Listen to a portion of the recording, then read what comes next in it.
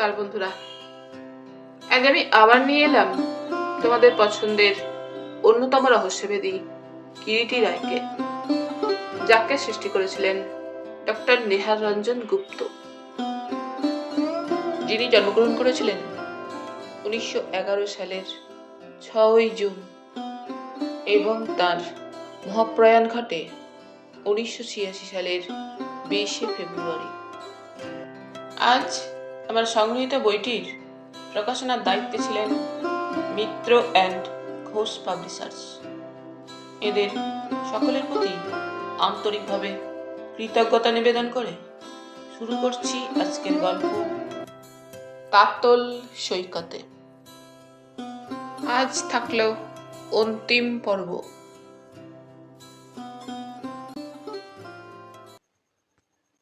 Doctor সানিয়েলের ঘরে বসেই কিরিটি অপেক্ষা করছিল এবং মিনিট 15-20 বাদেই দুঃশাসন চৌধুরী সেই ঘরের মধ্যে এসে প্রবেশ করলেন। কিরিটি আহ্বান জানায়, আসুন আসুন। দুঃশাসন চৌধুরীর জবানবন্দি। কিরিটি প্রশ্ন করছিল এবং দুঃশাসন চৌধুরী জবাব দিচ্ছিলেন। সর্বপ্রথম একটা কথা আপনার সম্পর্কে আমার জানা প্রয়োজন মিস্টার চৌধুরী। বলুন। আপনি গতকাল রাত্রে বলেছেন মৌচিতে আপনার মাইকার ব্যবসা ছিল এবং আপনি সেই ব্যবসা আপনার দাদা রায়বাহাদুরের ইচ্ছে তুলে দিয়ে এখানে চলে এসেছিলেন গত কয়েক মাস হলো, তাই তো? হ্যাঁ। সেখানে আপনার ব্যবসা কেমন চলছিল? ভালোই। কিছু মনে করবেন না। যখন ব্যবসা তুলে দিয়ে এখানে চলে আসেন তখন হাতে আপনার লিকুইড ক্যাশ কত ছিল? প্রশ্নটা দাদার হত্যার ব্যাপারে একান্তই অবান্তর নয় কি মিস্টার রায়? দুঃশাসনের কণ্ঠস্বরটা একটু উগ্র বলেই মনে হয় যেন কিরিটির।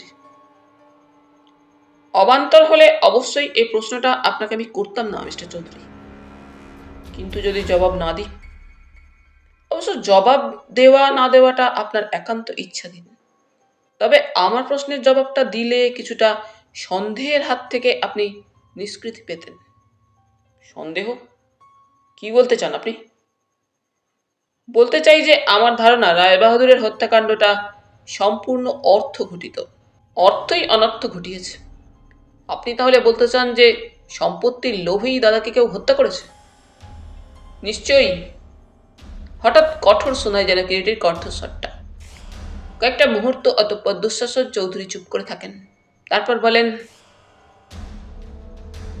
আমাকেও কি তাহলে আপনি ওই দিক দিয়েই সন্দেহ করছেন মিস্টার রায়? শুধু আপনাকেই নয় মিস্টার চৌধুরী, এবাড়ির প্রত্যেককেই। এখানে গতরাত্রে যাঁরা উপস্থিত ছিলেন, বিশেষ করে নিহত রায়বাহাদুরের আপনারা আত্মীয় স্বজনের দল, সেই সন্দেহের দিক থেকে নিষ্কৃতি পাচ্ছেন না পুলিশের বিচারে বা বিশ্লেষণে। কিন্তু আপনি? আমিও ওই একই কথাই বলবো। বলছেন কি? তাহলে আপনার কি ধারণা আমরাই দাদার আত্মীয় স্বজনদের মধ্যে কেউ না কেউ দাদাকে হত্যা করেছি অর্থের লোভে কাল রাত্রে? অতীব দুঃখের সঙ্গে অপ্রিয় ভাষণ আমাকে করতে হচ্ছে মিস্টার চৌধুরী। আপনার অনুমানই সত্য। মুহূর্তকাল দুঃশাসন চৌধুরী চুপ করে যেন কতকটা হতভম্বের মতোই বসে রইলেন। তার বাক শক্তি যেন লোপ পেয়েছে। কিরিটিও চুপ করে বসে থাকে।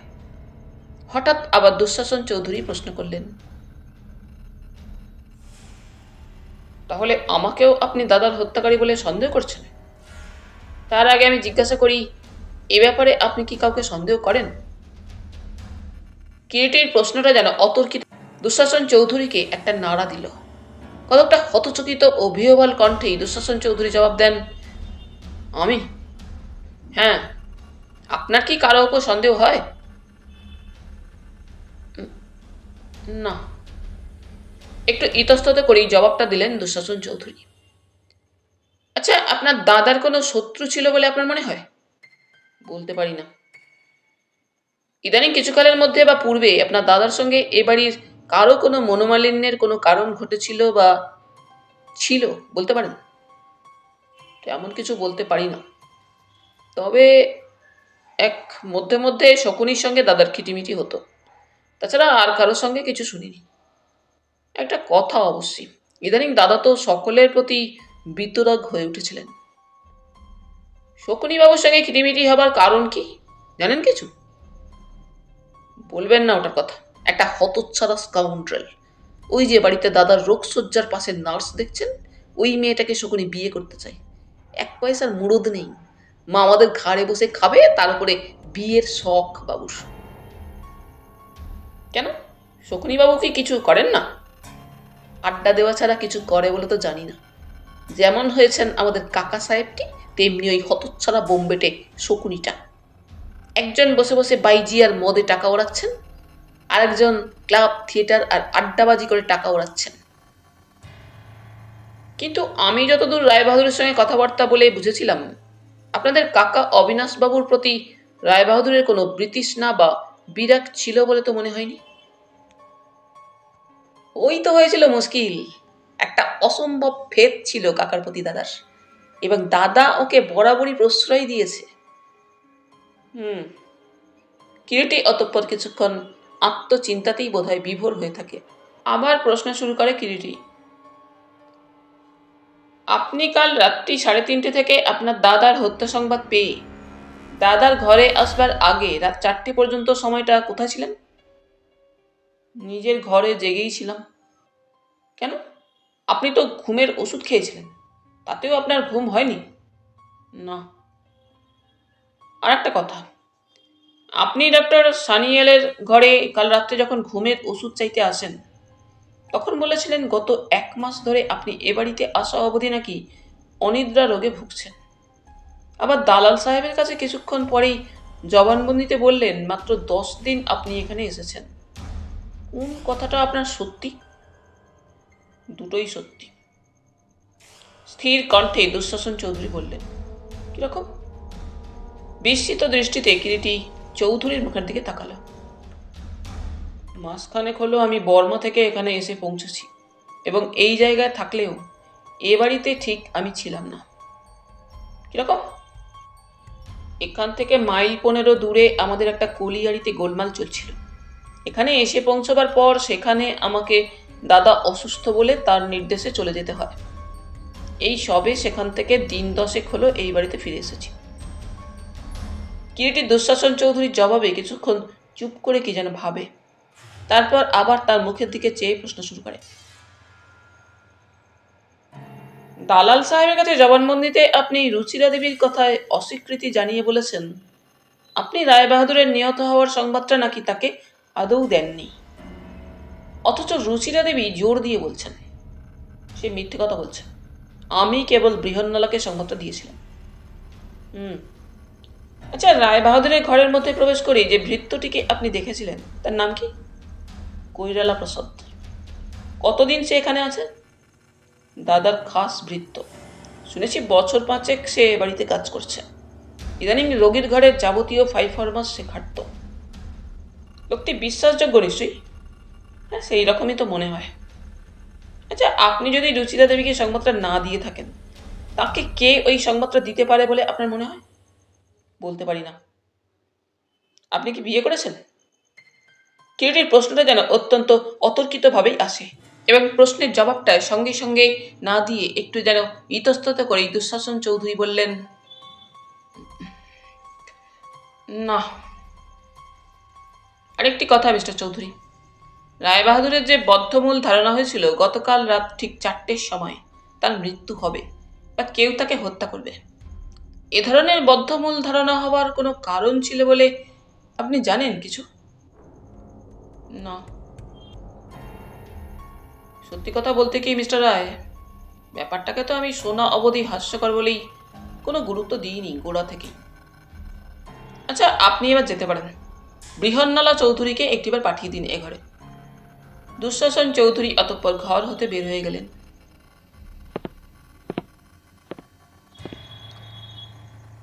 বৃহন্নলা চৌধুরী ও কিরিটির মধ্যে কথাবার্তা হচ্ছিল।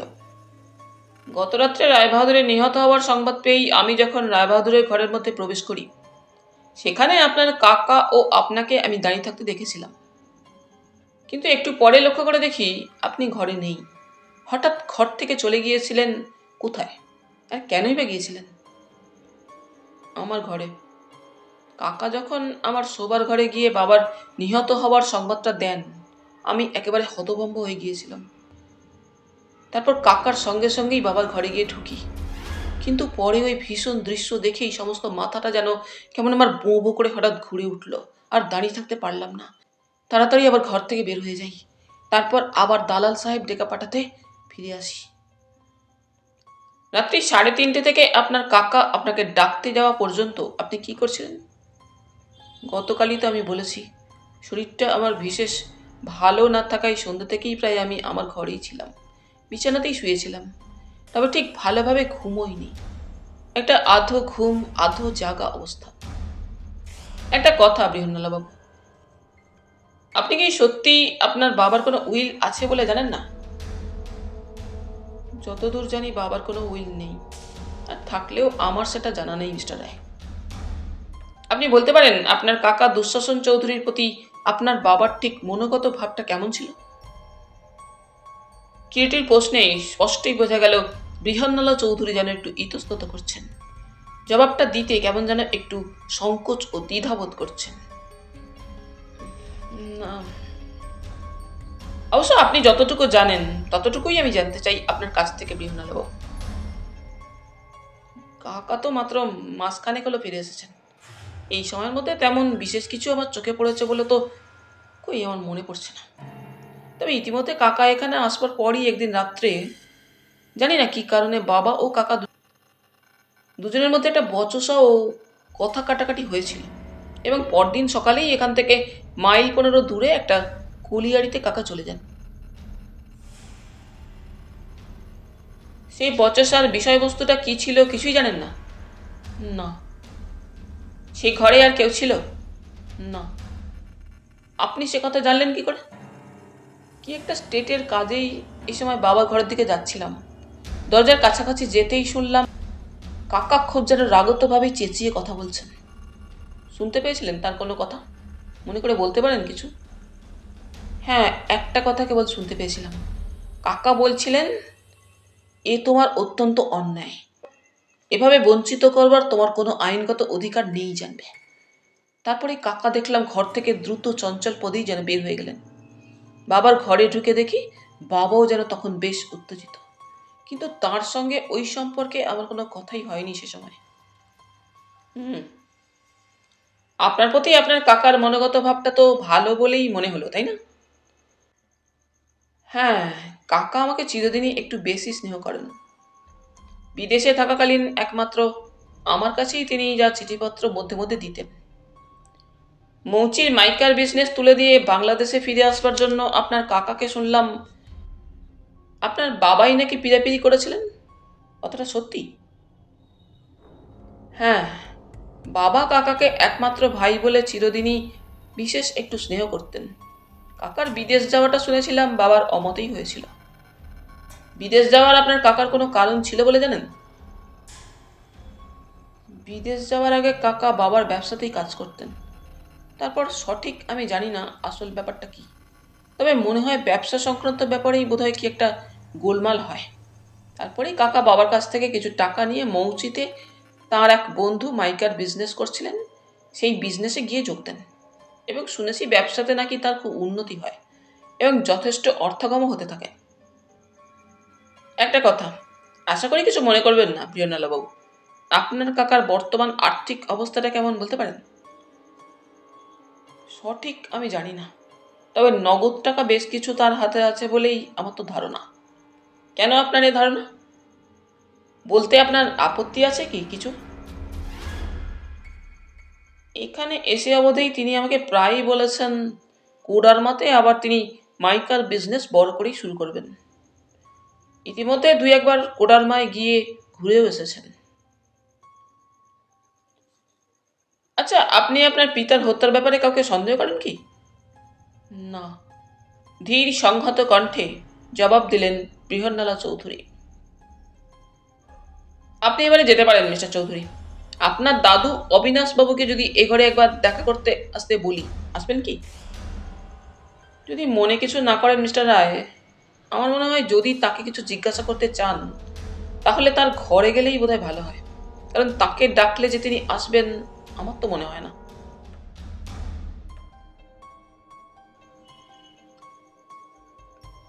ডক্টর সানিয়েলের ঘর থেকে বের হয়ে ডক্টর সমর সেন কতকটা অন্যমনস্কভাবেই সিঁড়ির দিকে অগ্রসর হন। সিঁড়ি যেখানে বাঁক নিয়েছে সেখানে এসে পৌঁছতেই যেন হঠাৎ চমকে ওঠেন। ঠিক সামনেই তার দাঁড়িয়ে রুচিরা। বোধহয় নিচে গিয়েছিল, সেই সময় সিঁড়ি দিয়ে ওপরে উঠে আসছিল। রুচিরা রুচিরা ডক্টর সেনের ডাকে মুখ তুলে তার দিকে তাকাই, একটু যেন চমকেই। তোমার সঙ্গে আমার কিছু কথা ছিল রুচিরা। নিচে বাইরের ঘরে এসো, চলো।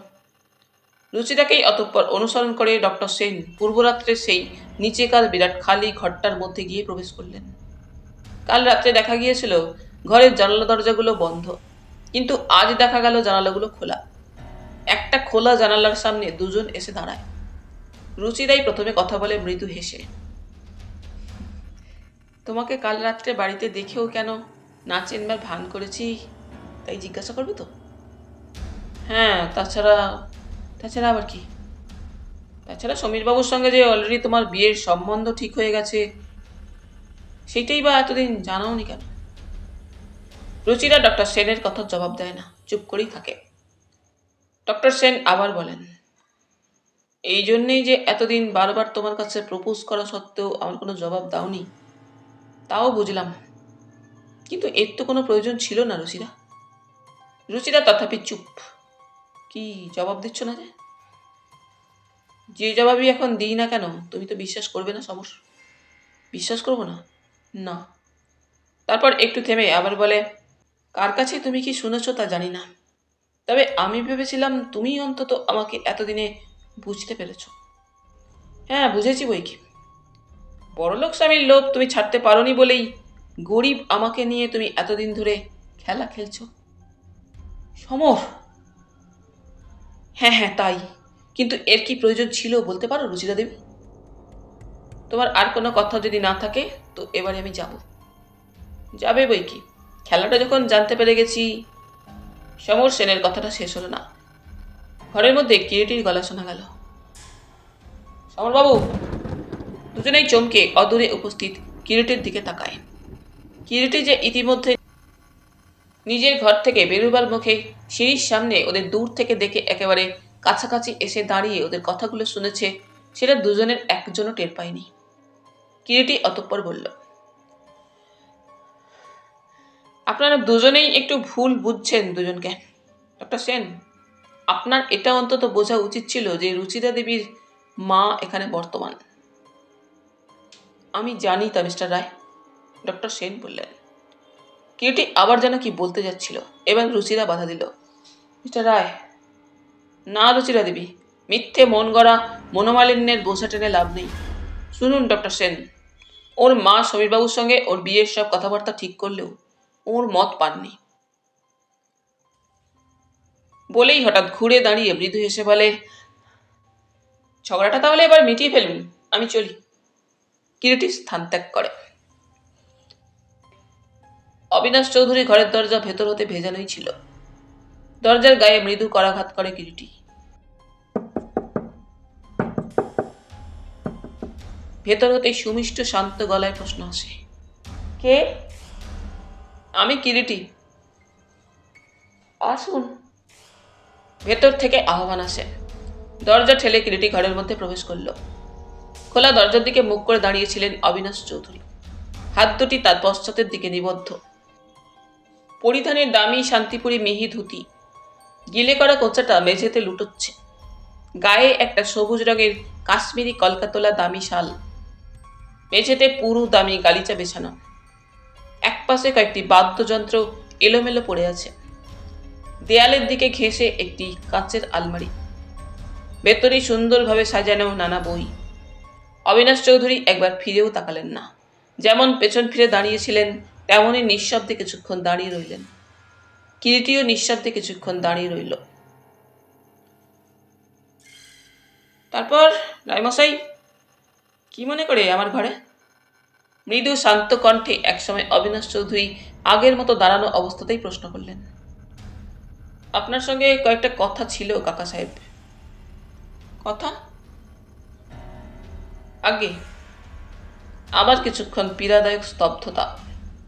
কেবল ঘরের দেওয়ালে টাঙানো একটা সুদৃশ্য দামি জার্মান ক্লক সময় সমুদ্রের বুকে একটানা শব্দ জাগিয়ে চলেছে, টক টক টক টক টক। বলে ফেলুন, শুনি কি কথা। পুনরায় কিছুক্ষণ বাদে অবিনাশ চৌধুরী নিস্তব্ধতা ভঙ্গ করলেন। আপনি বোধহয় বুঝতেই পারছেন কাকা সাহেব, কি সম্পর্কে এবং কি কথা আমি বলতে চাই। কিরিটি বলে, আমি তো অন্তর্যামী নই যে আপনার মনের কথা জানতে পারবো মশাই। তবে যা জিজ্ঞাসা করতে চান একটু চটপট করলে বাধিত হব। সামান্য কয়েকটা কথাই আমি জিজ্ঞাসা করব, বেশিক্ষণ আপনাকে আমি বিরক্ত করব না। আমি বলছিলাম, রায় বাহাদুরের। সহসা এতক্ষণে ফিরে দাঁড়ান অবিনাশ চৌধুরী এবং ক্ষণকাল তীব্র তীক্ষ্ণ দৃষ্টিতে কিরিটির মুখের দিকে চেয়ে দাঁড়িয়ে থাকেন নিঃশব্দে। সত্যিই তো ভুলেই গিয়েছিলাম, আপনি সেই রহস্যবেদী না? দুর্যোধনের অঘটন পটীয়সী অদ্ভুত শক্তিধর কিরিটি রায়। তা বেশ, দুর্যোধনের হত্যার রহস্যভেদের জন্য লেগেছেন বুঝি? কিন্তু পারবেন ধরতে? পারবেন দুর্যোধনের হত্যাকারীকে? পারবেন ধরতে? কিরিটির ওষ্ঠপ্রান্তে মৃদু একটু হাসি ফুটে ওঠে। মৃদু হাস্যোদ্দীপ্ত কণ্ঠে বলে, চেষ্টা করে দেখি। কিরিটির কথায় কয়েক মুহূর্ত তীক্ষ্ণ দৃষ্টিতেই নিঃশব্দে তার মুখের দিকে চেয়ে থেকে অবিনাশ চৌধুরী বললেন, করুন চেষ্টা তবে। হ্যাঁ, পারেন যদি আমি নিজে আপনাকে একটা রিওয়ার্ড দেব। কিন্তু দাঁড়িয়ে রইলেন কেন? বসুন। না, আপনাকে বেশি বিরক্ত করব না, দু চারটে কথা জিজ্ঞাসা করেই চলে যাব। দু চারটে কেন, হাজারটা করুন না। হ্যাঁ, আমিও ভাবছিলাম ব্যাপারটা ঠিক কি হলো। আগাগোড়া সমস্ত ব্যাপারটাই এখনো যেন একটা দুঃস্বপ্ন বলেই মনে হচ্ছে। দুর্যোধন সত্যি সত্যিই শেষ পর্যন্ত নিহত হলো, কিন্তু কেন? কেন কেন সে এমন ব্রুটালি নিহত হবে? শেষের দিককার কথাগুলো কতকটা যেন আত্মগতভাবেই উচ্চারণ করে অবিনাশ চৌধুরী ঘরের মধ্যে আবার পরিক্রমণ শুরু করলেন। নিঃশব্দ গালিচা বিস্তৃত ঘরের মেঝেতে অবিনাশ চৌধুরী পরিক্রমণ করছেন। পূর্বের মতোই হাত দুটি তার পশ্চাতের দিকে নিবদ্ধ। আত্মগতভাবেই যেন অবিনাশ চৌধুরী আবার বলতে লাগলেন,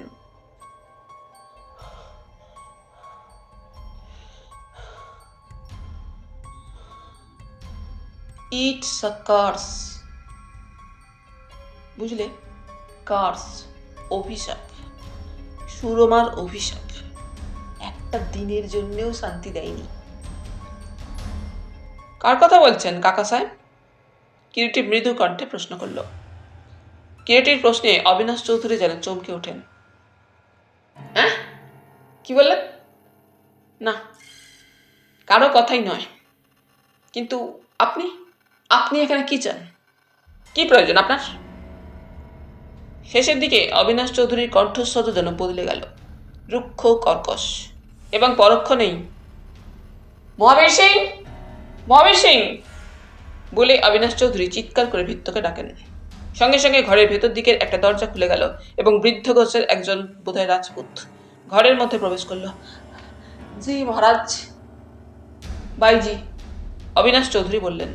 মহাবীর সিং আবার পূর্ব দ্বার পথেই অন্তর্হিত হয়ে গেল এবং মহাবীর সিং ঘর ছেড়ে চলে যাওয়ার সঙ্গে সঙ্গে আবার কিরিটির দিকে তাকিয়ে অবিনাশ রুক্ষ স্বরে বলেন, এখনো দাঁড়িয়ে আছেন? আপনার সঙ্গে আমার গোটাগত কথা মিস্টার চৌধুরী। কথা? কি কথা? এখন আমার সময় নেই কোনো কথা শুনবার বা বলবার। কিন্তু বলছি না সময় নেই। বেশিক্ষণ আমি সময় নেব না, 1 মিনিট সময়ও আমার নেই। মুন্নাবাইজি ঘরের মধ্যে এসে এমন সময় প্রবেশ করল। অতি সাধারণ একখানি রক্তলাল চওড়াপার বাসন্তী রঙের খদ্দরের শাড়ি পরিধানে, অনুরূপ রক্তলাল বর্ণের শাটিনের হাফ হাতা ব্লাউজ গায়ে। বিকীর্ণ কুন্তলা, চোখের কোলে সূক্ষ্ম সুরমার টান, সরু সরু চাপার কলির মতো আঙুলগুলো নখ হতে যেন রক্ত চুয়ে চুয়ে পড়ছে। আমায় ডাকছিলেন চৌধুরী মশাই? এসো মুন্না।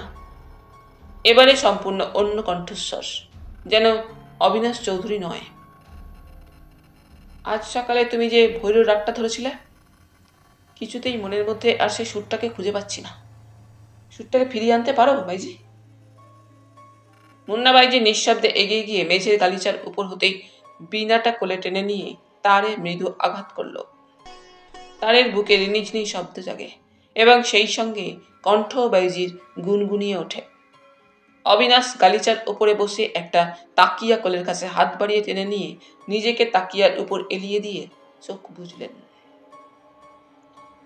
কিরিটি কিন্তু যেমন দাঁড়িয়ে ছিল তেমনই দাঁড়িয়ে থাকে।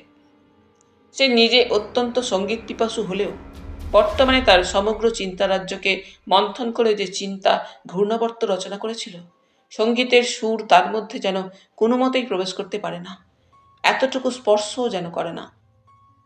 অবিনাশ চৌধুরীর সঙ্গে কথা বলা একান্ত প্রয়োজন। কতগুলো প্রশ্নের জবাব তার কাছ হতে পেতেই হবে। কিন্তু অবিনাশ চৌধুরীর ভাবগতিক দেখে মনে হচ্ছে অত সহজে তার কাছ থেকে কোনো প্রশ্নের জবাব পাওয়া বোধহয় যাবে না। এই অবস্থায় ঠিক কিভাবে অবিনাশ চৌধুরীর কাছে প্রশ্নগুলো উত্থাপন করে তার জবাব পাওয়া যায়? বাইজি তখনও গুনগুন গলায় গান তুলে ভৈরব রাগটা আয়ত্তের মধ্যে আনবার চেষ্টা করছে। কিরেটি কতকটা অনন্যপায় হয়েই নিঃশব্দে দাঁড়িয়ে ঘরের চারিদিকে চেয়ে চেয়ে দেখতে লাগলো। এতক্ষণ সে তার স্বভাব বিরুদ্ধভাবেই ঘরের মধ্যে প্রবেশ করেও অন্য কোনো দিকে দৃষ্টিপাত না করেই অবিনাশ চৌধুরীকেই পর্যবেক্ষণ করছিল। ঘরের চারিদিকে দৃষ্টিপাত করতে করতে সহসা তার দৃষ্টি দেয়ালের গায়ে টাঙানো কতকগুলো ফটো ও চিত্রের প্রতি আকৃষ্ট হয়। তীক্ষ্ণ দৃষ্টিতেই কিরিটি ফটো ও চিত্রগুলো দেখতে থাকে। চিত্রগুলো সব বিখ্যাত অভিনেতা অভিনেত্রীদের। নাট্যাচার্য গিরিশ ঘোষ, দানি বাবু, অর্ধেন্দু মুস্তাফি, শিশির ভাদুরী, কৃষ্ণ ভামিনী, তারা সুন্দরী, বিনোদিনী, কুসুম কুমারী প্রভৃতির। আর সেই সঙ্গে কয়েকটি ফটো বিখ্যাত সব নাটকের কয়েকটি বিখ্যাত চরিত্রের রূপসজ্জায়। শাহজাহানের ঔরঙ্গজেব, প্রফুল্লর রমেশ, চন্দ্রগুপ্তের চাণক্য, প্রতাপাদিত্যের ভবানন্দ ইত্যাদি। একসময় ক্রিটিক অভিনয় দেখবার প্রচণ্ড নেশা ছিল ছাত্রজীবনে। এক গিরিশ ঘোষ ও সেই সময়কার দু একজন ব্যতীত প্রায় সব নামকরা অভিনেতা অভিনেত্রীদেরই সে প্রায় চেনে। কিন্তু বিশেষ ওই বিভিন্ন রূপে সজ্জিত অভিনেতাটিকে তো কখনো ইতিপূর্বে কোনো নাট্যালয়ে দেখেছেন বলে কই স্মরণ করতে পারছে না। হঠাৎ একটা ফটোর সামনে কৌতূহল ভরেই সে এগিয়ে গেল। ঔরঙ্গজেবের রূপসজ্জায় ফটোটি। মুখটা, বিশেষ করে চোখ দুটি চেনা চেনা বলে মনে হচ্ছে যেন। কে ওই অভিনেতা? কে?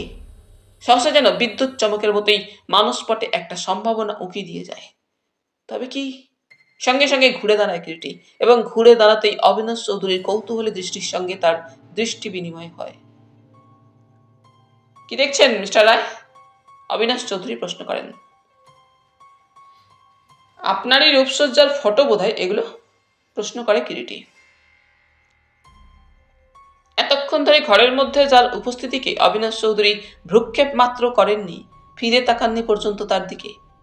কিরিটির ওই শেষের প্রশ্নে সেই অবিনাশ চৌধুরী যেন সচকিতে মুখ তুলে তাকালেন ওর দিকে এবং এতক্ষণের মৌনতা ও বিরক্তি যেন সহসা মুহূর্তে এক নির্মল স্নিগ্ধ কৌতুক হাসিতে রূপান্তরিত হল।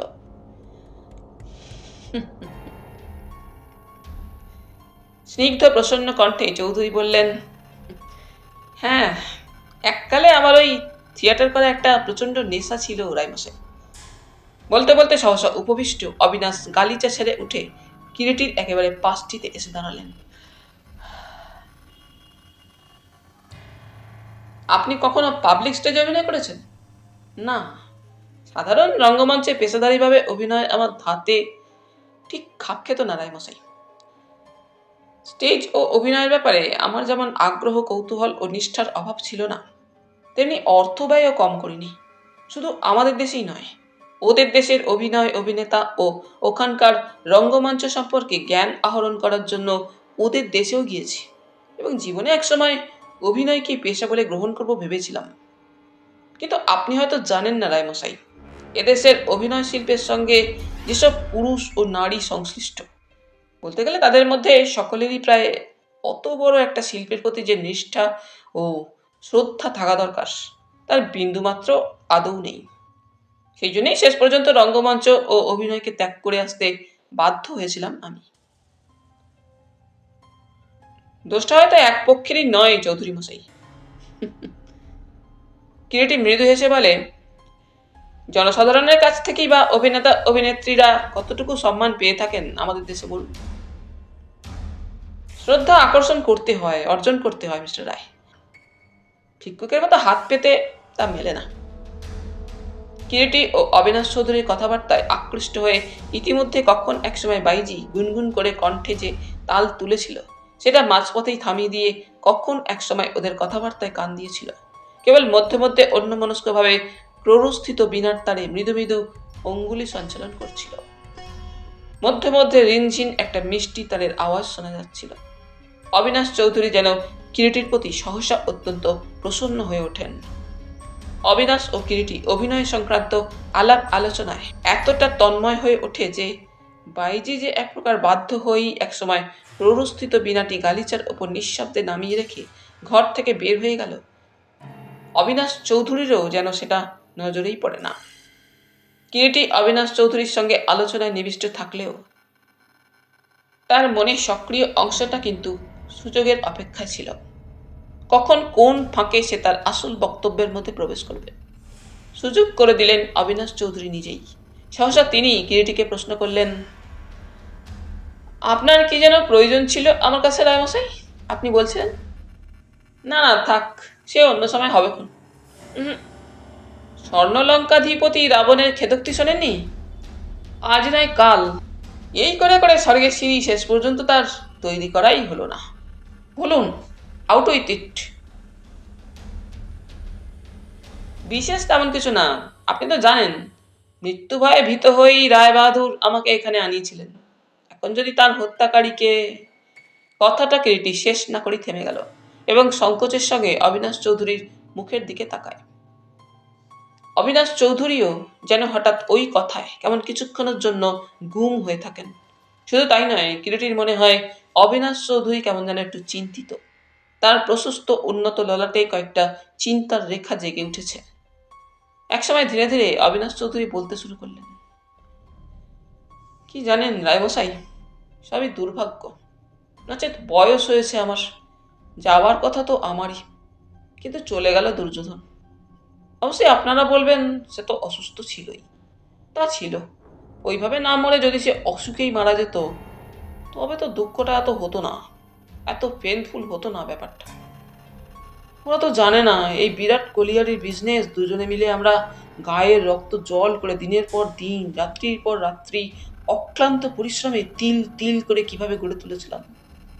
এই মাত্র বছর 2 হলো কাজ থেকে অবসর নিয়ে একটু বিশ্রাম নিচ্ছি।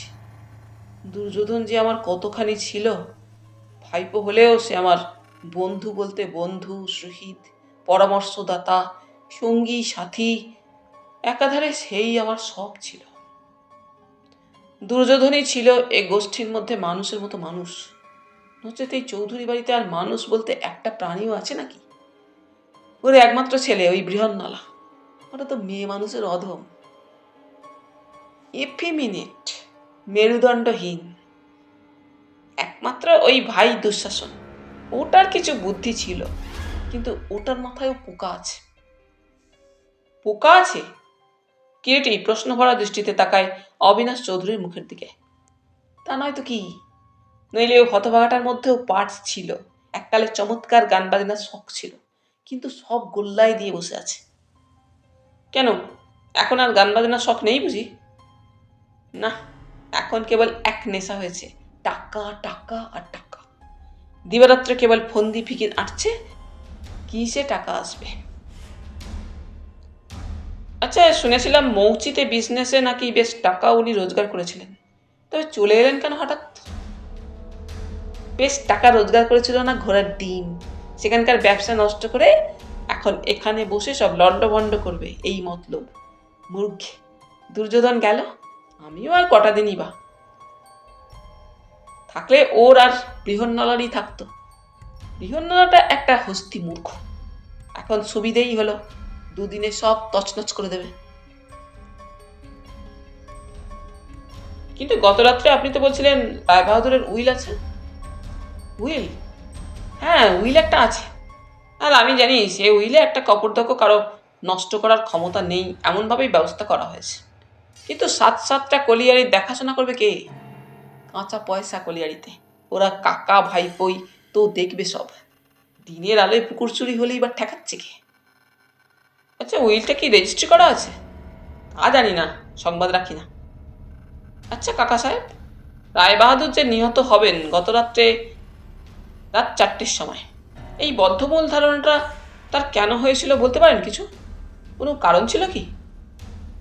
কিরিটির প্রশ্নে অবিনাশ চৌধুরী কিছুক্ষণ চুপ করে থাকেন, কোনো জবাবই দেন না। তারপর শান্ত কণ্ঠে বললেন, না, বলতে পারি না। আর একটা কথা, গত রাত্রে কে আপনাকে রায়বাহাদুরের নিহত হবার সংবাদটা দেয়? প্রসাদই তো দেয়। প্রসাদ? হ্যাঁ। কাল রাত 3:30 থেকে রায়বাহাদুরের নিহত হবার সংবাদ পাওয়া পর্যন্ত আপনি কোথায় ছিলেন? রাত 3টে নাগাদ বাইরে চলে যায়, তারপর পাশের ঘরে আমি শুতে যাই। কিন্তু ঘুম আসছিল না বলে বিছানায় শুয়ে শুয়ে বই পড়ছিলাম। প্রসাদ ঠিক কটায় আপনাকে সংবাদ দিতে এসেছিল জানেন? মনে আছে আপনার? রাত তখন প্রায় 4:30 হবে বোধহয়। তখন কি আপনি ঘুমিয়েছিলেন? ঠিক ঘুম নয়, বোধহয় একটু তন্দ্রা মতো এসেছিল। এমন সময় প্রসাদ এসে ডাকতেই ও ঘর থেকে ফিরে এসে আপনি বোধহয় আর শুতে যাননি?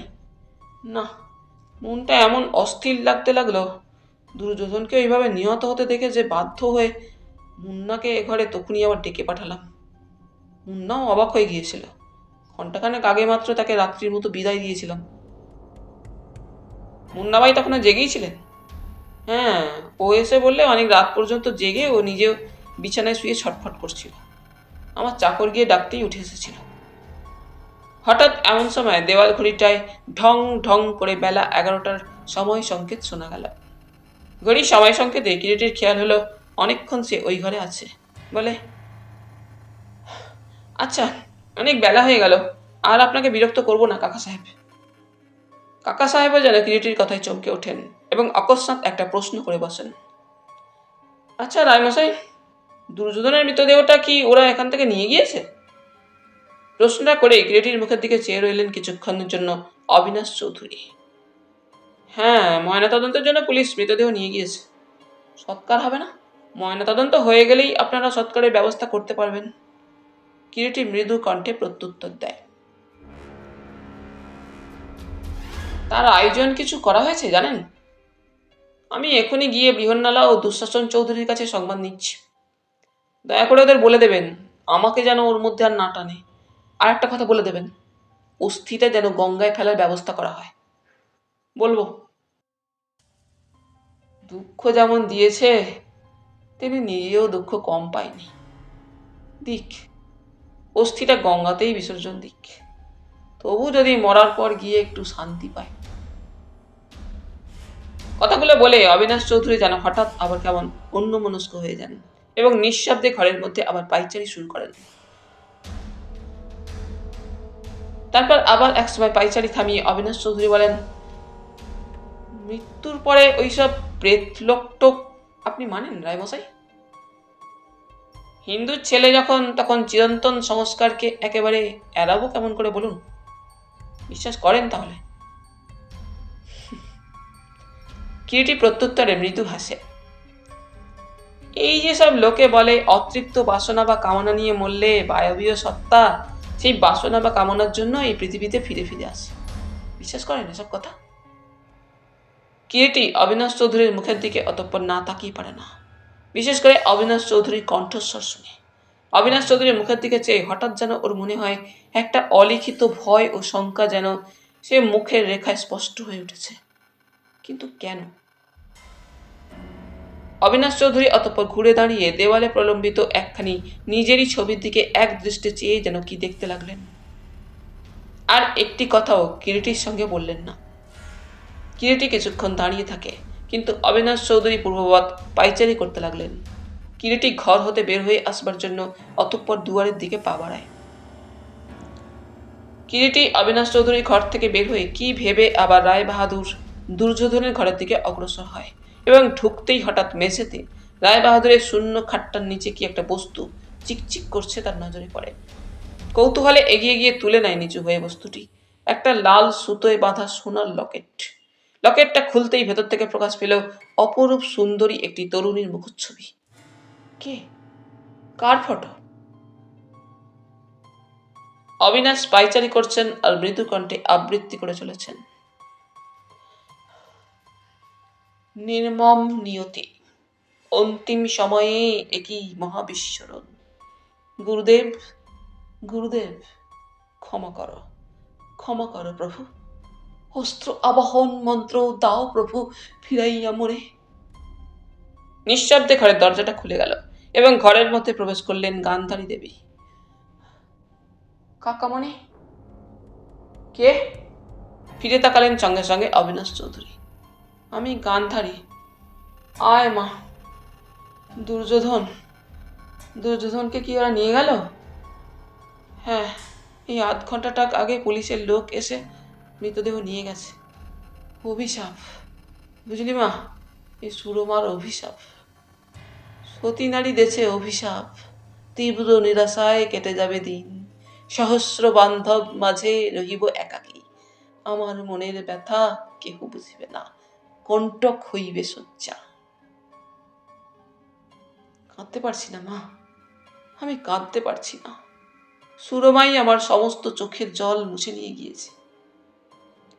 একটু থেমে অবিনাশ চৌধুরী আবার বলতে থাকেন, 4 বছর আগে এই বাড়ি থেকে যেদিন সুরমার মৃতদেহটা পালঙ্কের ওপর থেকে নিয়ে ওরা বের হয়ে গেল, সেই দিনই এবাড়ির সমস্ত ঐশ্বর্য বিদায় নিয়েছিল চিরদিনের মতোই। একটা দিনের জন্য তাকে শান্তি দেয়নি ওই দুর্যোধন। টাকা, টাকাই কেবল চিনেছিল। কিন্তু পারলি নিয়ে যেতে সঙ্গে সেই টাকা? একটা পয়সা নিয়ে যেতে পারলি? এত চিকিৎসা, এত আয়োজন, সবই মিথ্যে গেল তো। আপন মনেই এবং আপন খেয়ালেই যেন অবিনাশ কথাগুলো বলে যান। গান্ধারী নিঃশব্দে দাঁড়িয়ে কথাগুলো শুনতে থাকে। মেজাজি ও অত্যন্ত খেয়ালি প্রকৃতির ক্ষুল্ল তাতকে গান্ধারী দেবী বেশ ভালো করেই চেনেন। নিজের চলার পথে আজ পর্যন্ত এতটুকু বাধাও অবিনাশ কখনো সহ্য করেননি। কারো উপদেশ বা পরামর্শকে কোনোদিন গ্রহণ করেননি। নিজের বিচার বুদ্ধিতে চিরদিন যা ভালো বুঝেছেন তাই করেছেন। তার কথার মধ্যে কোনো রূপ মন্তব্য প্রকাশ করলে বা কথা বললে মুহূর্তে যে তিনি বারুদের মতো জ্বলে উঠবেন, গান্ধারী দেবী তা ভালো করেই জানেন। তাই বোধহয় নিঃশব্দে দাঁড়িয়ে থাকেন গান্ধারী দেবী। কথাগুলো বলে অবিনাশ আবার আপন মনেই ঘরের মধ্যে পাইচারি করতে লাগলেন নিঃশব্দে। তারপর হঠাৎ একসময় যেন অদূরে নিঃশব্দে দণ্ডায়মান গান্ধারী দেবীর প্রতি দৃষ্টিপাত করে বলে ওঠেন, গান্ধারী, তুই আবার এখানে হাঁ করে দাঁড়িয়ে আছিস কেন? কি চাস? একটা কথা বলতে এসেছিলাম কাকামণি। কি বলবি বলে ফেল, হাঁ করে দাঁড়িয়ে থেকে লাভ কি? আশ্চর্য, এই যেন সম্পূর্ণ অন্য এক মানুষ। একটা বিশ্রী ব্যাপার ঘটে গেছে কাকামণি। কি কি হয়েছে? বলছিলাম, শকুনি পালিয়েছে। শকুনি পালিয়েছে? সে কি? হঠাৎ সে হতভাগাটা আবার পালাতে গেল কেন? কিন্তু তুই তুই সে কথা জানলি কি করে? এই কিছুক্ষণ আগে কৈরালা এসে প্রসাদকে বলেছে কথাটা। প্রসাদ আমাকে বলে গেল, বৃহন্নলার 2 সিটার গাড়িটা নিয়ে সে পালিয়েছে। ইডিয়েট, গর্ধপ। কিন্তু তার পালানো ছাড়া আর উপায় বা ছিল কি? মাথামুন্ডু, কি বলছিস তুই? উত্তরে গান্ধারী দেবী কিছুক্ষণ নিঃশব্দে চুপচাপ দাঁড়িয়েই থাকেন। অবিনাশ খিচিয়ে ওঠেন, জবাব দিচ্ছিস না কেন? বল না, হঠাৎ সে গর্ধপটা পালাতেই বা গেল কেন? কাল রাত্রে, গান্ধারী ইতস্তত করতে থাকেন। কি? কাল রাত্রে কি? উত্তেজিত ব্যাকুল কণ্ঠে প্রশ্ন করেন অবিনাশ। কাল রাত্রে তখন বোধ করি রাত 3:45 হবে। ওর পাশের ঘরের লাগোয়াই তো আমার শোবার ঘর। একটা ছপ ছপ জলে কাপড় কাচার শব্দ শুনে সন্দেহ হওয়ায় আমার ঘরের লাগোয়া যে পেছনের বারান্দা আছে, সেই বারান্দা দিয়ে ওর ঘরে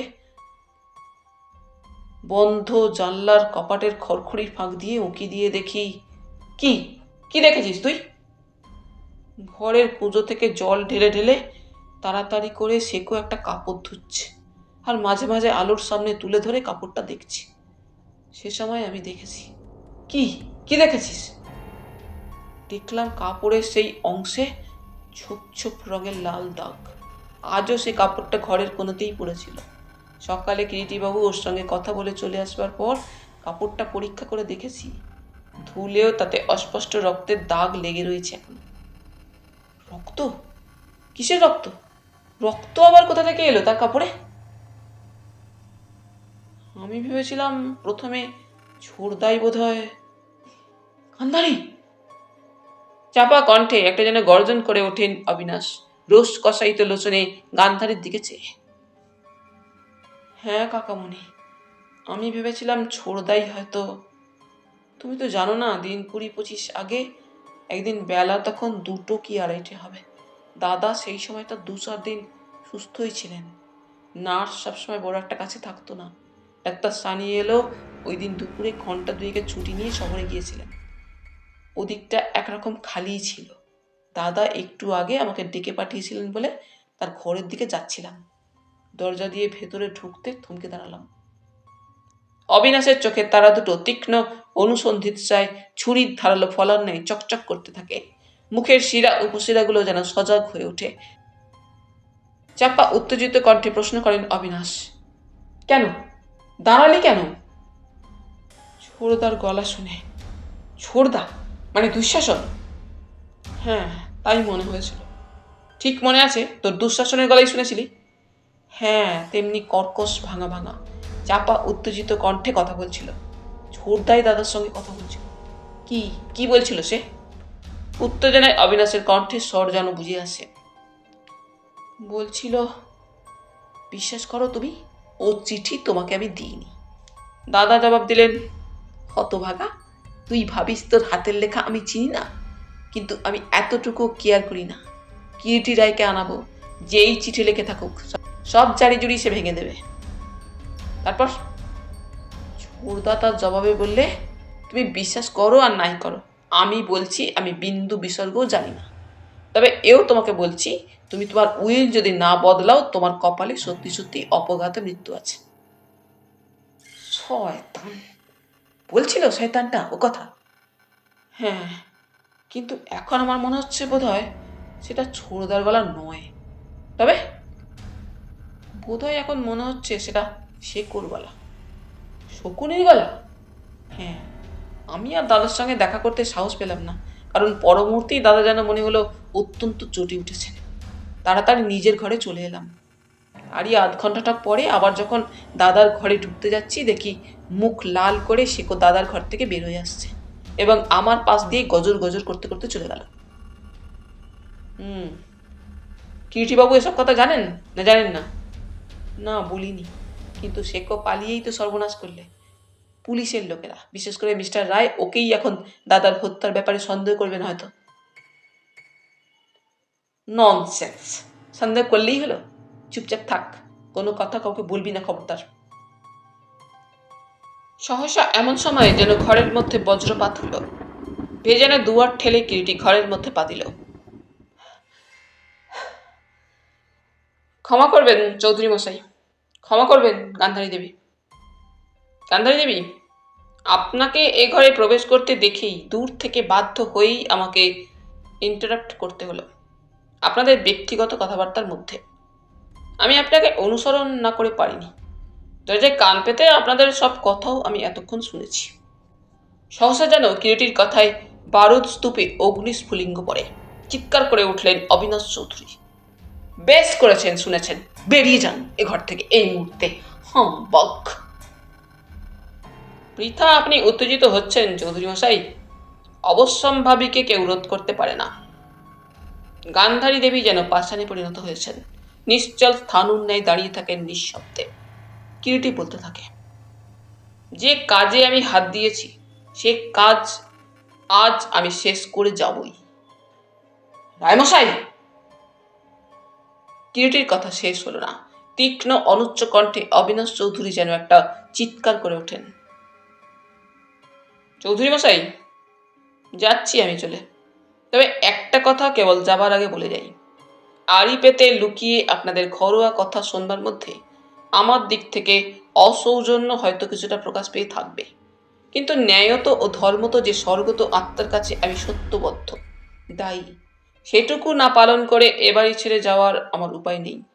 তাই আশা করি সেইটুকু বিচার করে আমাকে আপনারা ক্ষমা করবেন। অত্যন্ত ধীর ও শান্তভাবে কথাগুলি বলে অতঃপর কিরিটি সত্যি সত্যি ঘর থেকে বের হয়ে গেল এবং যাবার মুখে হাত দিয়ে ঘরের দরজাটা টেনে বন্ধ করে দিয়ে গেল পেছন থেকে। আর ঘরের মধ্যে নিশ্চল পাঁচসালের মতো দাঁড়িয়ে রইলেন অবিনাশ চৌধুরী ও গান্ধারী দেবী, দুজনেই নির্বাক, কারো মুখে কথা নেই। কিরিটি সোজা নিজের ঘরে এসে ঢুকে দরজাটা ভেজিয়ে দিল, তারপর পকেট থেকে সোনার লকেটটা বের করল।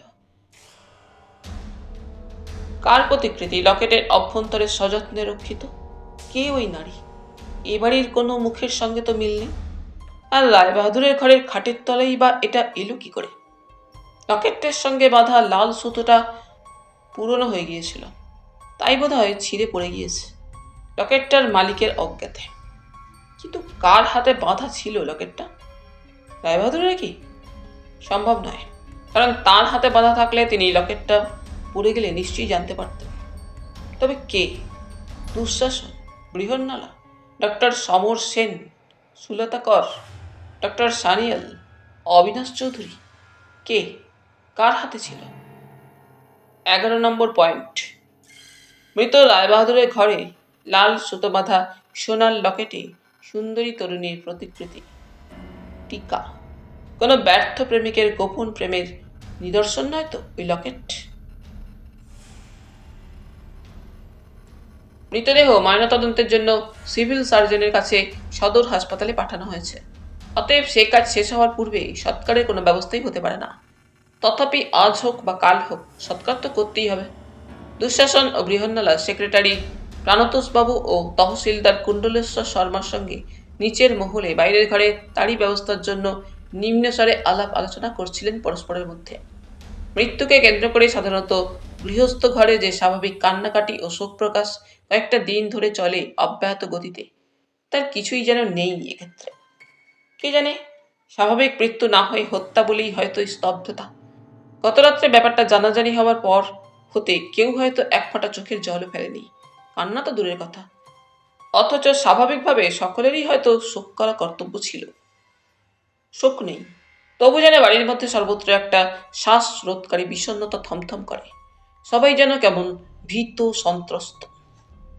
সকলেই যেন কান পেতে আছে একটা কিছু শোনবার জন্য। অবশ্যম্ভাবী একটি পরিণতির আশঙ্কায় প্রত্যেকেই যেন শঙ্কিত, ব্যাকুল হয়ে প্রহর গুনছে। নিহত হবার আগে রোগশয্যায় শুয়ে অসুস্থ রায়বাহাদুর গত কয়েকদিন ধরে বলতে গেলে দিবারাত্র যে দুঃস্বপ্ন দেখছিলেন, জাগ্রত ও নিদ্রিত সকল অবস্থাতেই, সেই দুঃস্বপ্নেরই অসুরের প্রেতটা যেন এখন এবাড়ির প্রত্যেকের মনের উপর চেপে বসেছে, যেন সকলকে আচ্ছন্ন করে ফেলেছে। শ্রীনিলয়ের পেটা ঘড়িতে ঠং ঠং করে বেলা 2টো ঘোষণা করে। কিরিটি তার নির্দিষ্ট ঘরের মধ্যে ডক্টর সানিয়ালের সঙ্গে মুখোমুখি বসে কথা বলছিল। একটু আগে সে দালাল সাহেবের প্রেরিত অনুচরের মুখে সংবাদ পেয়েছে পলাতক শকুনি ঘোষ শেষ পর্যন্ত পুলিশের চোখ এড়িয়ে বেশি দূর পালাবার আগেই ধরা পড়েছে ও তাকে থানায় নিয়ে গিয়েছে। ধরেছেন তাকে অবশ্য দালাল সাহেব নিজেই। কিছু দূরে একটা কলিয়ারিতে জরুরি একটা তদন্তে নিজের গাড়িতে করে দালাল সাহেব যাচ্ছিলেন। এমন সময় পথের মধ্যে একেবারে দুখানা গাড়ি দুই দিক হতে মুখোমুখি হওয়ায় শকুনি ঘোষের অবস্থাটা সঙ্গীন হয়ে ওঠে এবং এক প্রকার বাধ্য হয়েই দালাল সাহেবের পূর্ব নির্দেশকে অমান্য করে স্থান ত্যাগ করবার অপরাধে ধৃত হয়ে সরাসরি একেবারে সশস্ত্র প্রহরীর হেফাজতে হাজতে প্রেরিত হয়েছে। সংবাদটা অবশ্য একমাত্র কিরিটি ও ডক্টর সানিয়াল ব্যতীত এ বাড়ির কোনো প্রাণীই জানে না, বা কাউকে জানতে দেওয়া হয়নি। কিছুক্ষণ পূর্বে কিরিটি ও ডক্টর সানিয়ালের মধ্যে শকুনি ঘোষ সম্পর্কেই কথা হচ্ছিল। তবে কি শকুনিবাবুই অপরাধী মিস্টার রায়? প্রশ্ন করেন ডক্টর সানিয়াল। মনে মনে অন্তত তিনি কিছুটা অপরাধী বই কি, অচেতভাবে হঠাৎ তিনি পালাবার চেষ্টাই বা করবেন কেন? কিরিটি মৃদু হেসে জবাব দেয়, আপনার কি সত্যি মনে হয়? স্পষ্ট করে বলুন মিস্টার রায়। আপনার ধারণা কি তাহলে শকুনি ঘোষই কাল রাত্রে? কথাটা বলে ব্যগ্র দৃষ্টিতে তাকালেন ডক্টর সানিয়াল কিরিটির মুখের দিকে। প্রশ্নটা আপনার বড্ড ডাইরেক্ট ডাক্তার। এক্ষেত্রে অবশ্যই সত্যিকারের সংবাদটা গোপন করে যাওয়াটাও একটা মস্ত বড় অপরাধ। তাছাড়া এমনও তো হতে পারে নিজের হাতে হত্যা না করলেও উনি প্রত্যক্ষ বা পরোক্ষভাবে হত্যাকারীকে সাহায্য করেছেন। বিচারের দৃষ্টিতে ও আইনে মার্ডার ও অ্যাটেম্পট অফ মার্ডার দুটো চার্জ কি একই পর্যায়ে পড়ে না? তবে কি, ক্ষমা করবেন, অত স্পষ্ট করে কিছুই আমি বলতে চাই না ডাক্তার। তবে শকুনি ঘোষ যে নির্বুদ্ধিতার পরিচয় দিয়েছেন এ কথাও আমি বলবো। তাছাড়া এটা হয়তো তার জানা ছিল না, বাঘে একবার কামড়ালে 18 জায়গায় ঘা হয়, ও বড় মারাত্মক ছোঁয়া। বলতে বলতে হঠাৎ প্রসঙ্গোত্তরে উপস্থিত হয়ে গিরিটি ডাক্তারের চোখে চোখ রেখে বলে, কিন্তু আপনাকেও যে আমার কয়েকটা কথা জিজ্ঞাসা ছিল ডাক্তার। আমাকে? হ্যাঁ, কি বলেন তো? অবশ্য কথাটা সম্পূর্ণই আমার ও আপনার মধ্যেই আবদ্ধ থাকবে, কোনো তৃতীয় ব্যক্তি জানতে পারবে না। বলুন না কি জানতে চান মিস্টার রায়। কথাটা সুলতা কর সম্পর্কে। সুলতা? কথাটা বলার সঙ্গে সঙ্গেই ডক্টর সানিয়ালের মুখখানা যেন রক্তিম হয়ে ওঠে। আপনা হতেই দু চোখের দৃষ্টি নত হয়ে আসে ডাক্তারের। কিরিটি মনে মনে না হেসে পারে না এবং কৌতুকের লোভটাও সম্বরণ করতে পারে না। স্মিত কণ্ঠে বলে, ডাক্তার, মনের খোঁজ নিয়ে মন দিয়েছিলেন তো? লাজ রক্তিম মুখটা তুলে ডাক্তার বলেন, যা, কি যে বলেন mister Roy. Simply I liked that girl. বেশ মেয়েটি, সে বিষয়ে আমিও নিঃসন্দেহ। তবু বলবো, মনটা দেবার আগে বোধহয় একটু যাচাই করে নিলে পারতেন। ডক্টর সানিয়াল যেন চমকে ওঠেন কিরিটির শেষের কথায়। তাই ডাক্তার, কারণ মহাভারতের উপাখ্যানের মতো এখানে সামান্য একটু উল্টোপাল্টা হয়ে গিয়েছে। মাতুল না হয়ে এখানে হয়েছেন ভাগিনেও। দুর্যোধন মাতুল, ভাগিনেও শকুনি। বিস্মিত দৃষ্টিতে ডাক্তার কিরিটির মুখের দিকে তাকায়। শকুনি? হ্যাঁ, সংবাদটা কিন্তু আপনার রাখা উচিত ছিল। শকুনি?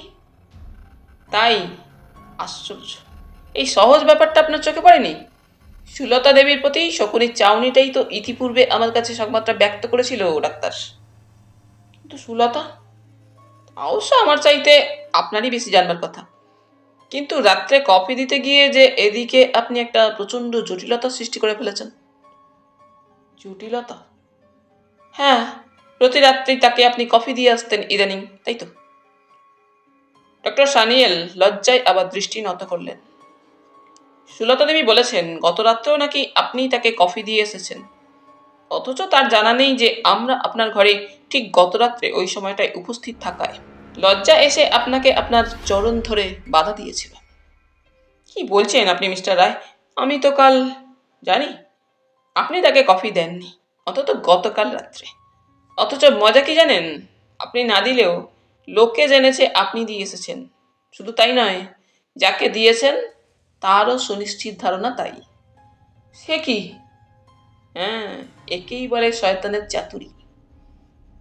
কিন্তু কিরিটির বক্তব্য শেষ হলো না।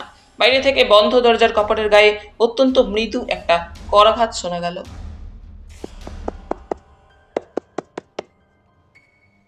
নিশ্চয়ই রুচিরা দেবী। আপনি একটু অনুগ্রহ করে বাইরে যান ডাক্তার, ওপাশের ওই দরজাটা দিয়ে। ওর সঙ্গে আমার কয়েকটি কথা আছে। নিশ্চয়ই। ডক্টর সানিয়াল আর কোনরূপ মন্তব্য না করেই কিরিটির নির্দেশ মতো ঘরের দ্বিতীয় তার পথে বের হয়ে গেলেন এবং পরক্ষণেই দরজার গায়ে আবার মৃদু করাঘাত শোনা গেল। আসুন রুচিরা দেবী, কিরিটি মৃদু কণ্ঠে আহ্বান জানায়। রুচিরা দাঁত ঠেলে ঘরের মধ্যে প্রবেশ করল। কিরিটি মৃদু শান্ত কণ্ঠে বলে রুচিরাকে, আসুন, বসুন ওই চেয়ারটায় রুচিরা দেবী। রুচিরা নিঃশব্দে কিরিটি নির্দিষ্ট চেয়ারটা টেনে নিয়ে বারেকের জন্য কিরিটির মুখের দিকে চেয়ে একেবারে কিরিটির মুখোমুখি বসল।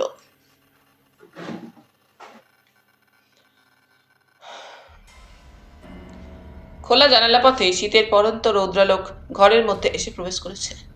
দিন শেষের শেষ লিপি যেন। কিরিটি রুচিরার দিকে চেয়ে থাকে নিঃশব্দে। রুচিরার পরিধানে একটা গেরুয়া রঙের দামি মেলের শাড়ি, গায়ে একটা ফিকে আকাশ নীল রঙের দামি কাশ্মীরি শাল জড়ানো, মাথায় তৈলহীন রুক্ষ চুল এলো খোপা করে বাঁধা অবস্থায় কাঁধের একপাশে স্তূপাকার হয়ে আছে। সত্যি অপূর্ব সুন্দরী রুচিরা। কিরিটির তীক্ষ্ণ পর্যবেক্ষকের দৃষ্টিতে রুচিরাকে দেখছিল। গত রাত্রে প্রথম দৃষ্টিতে তাকে 16-17 বছরের যুবতী বলে মনে হয়েছিল। সুস্পষ্ট দিনের আলোয় তাকে পুনর্বার ভালো করে দেখতেই যেন তার সে ভুল ভেঙে যায়। মুখখানি অতীব কমনীয় ও ঢলঢলে হলেও রুচিরার বয়স 23-24-এর কম নয়, বরং 2-1 বছর বেশিও হতে পারে। অতঃপর কিছুক্ষণ নিস্তব্ধতার মধ্যে অতিবাহিত হবার পর কিরিটি প্রশ্ন করে সর্বপ্রথমে,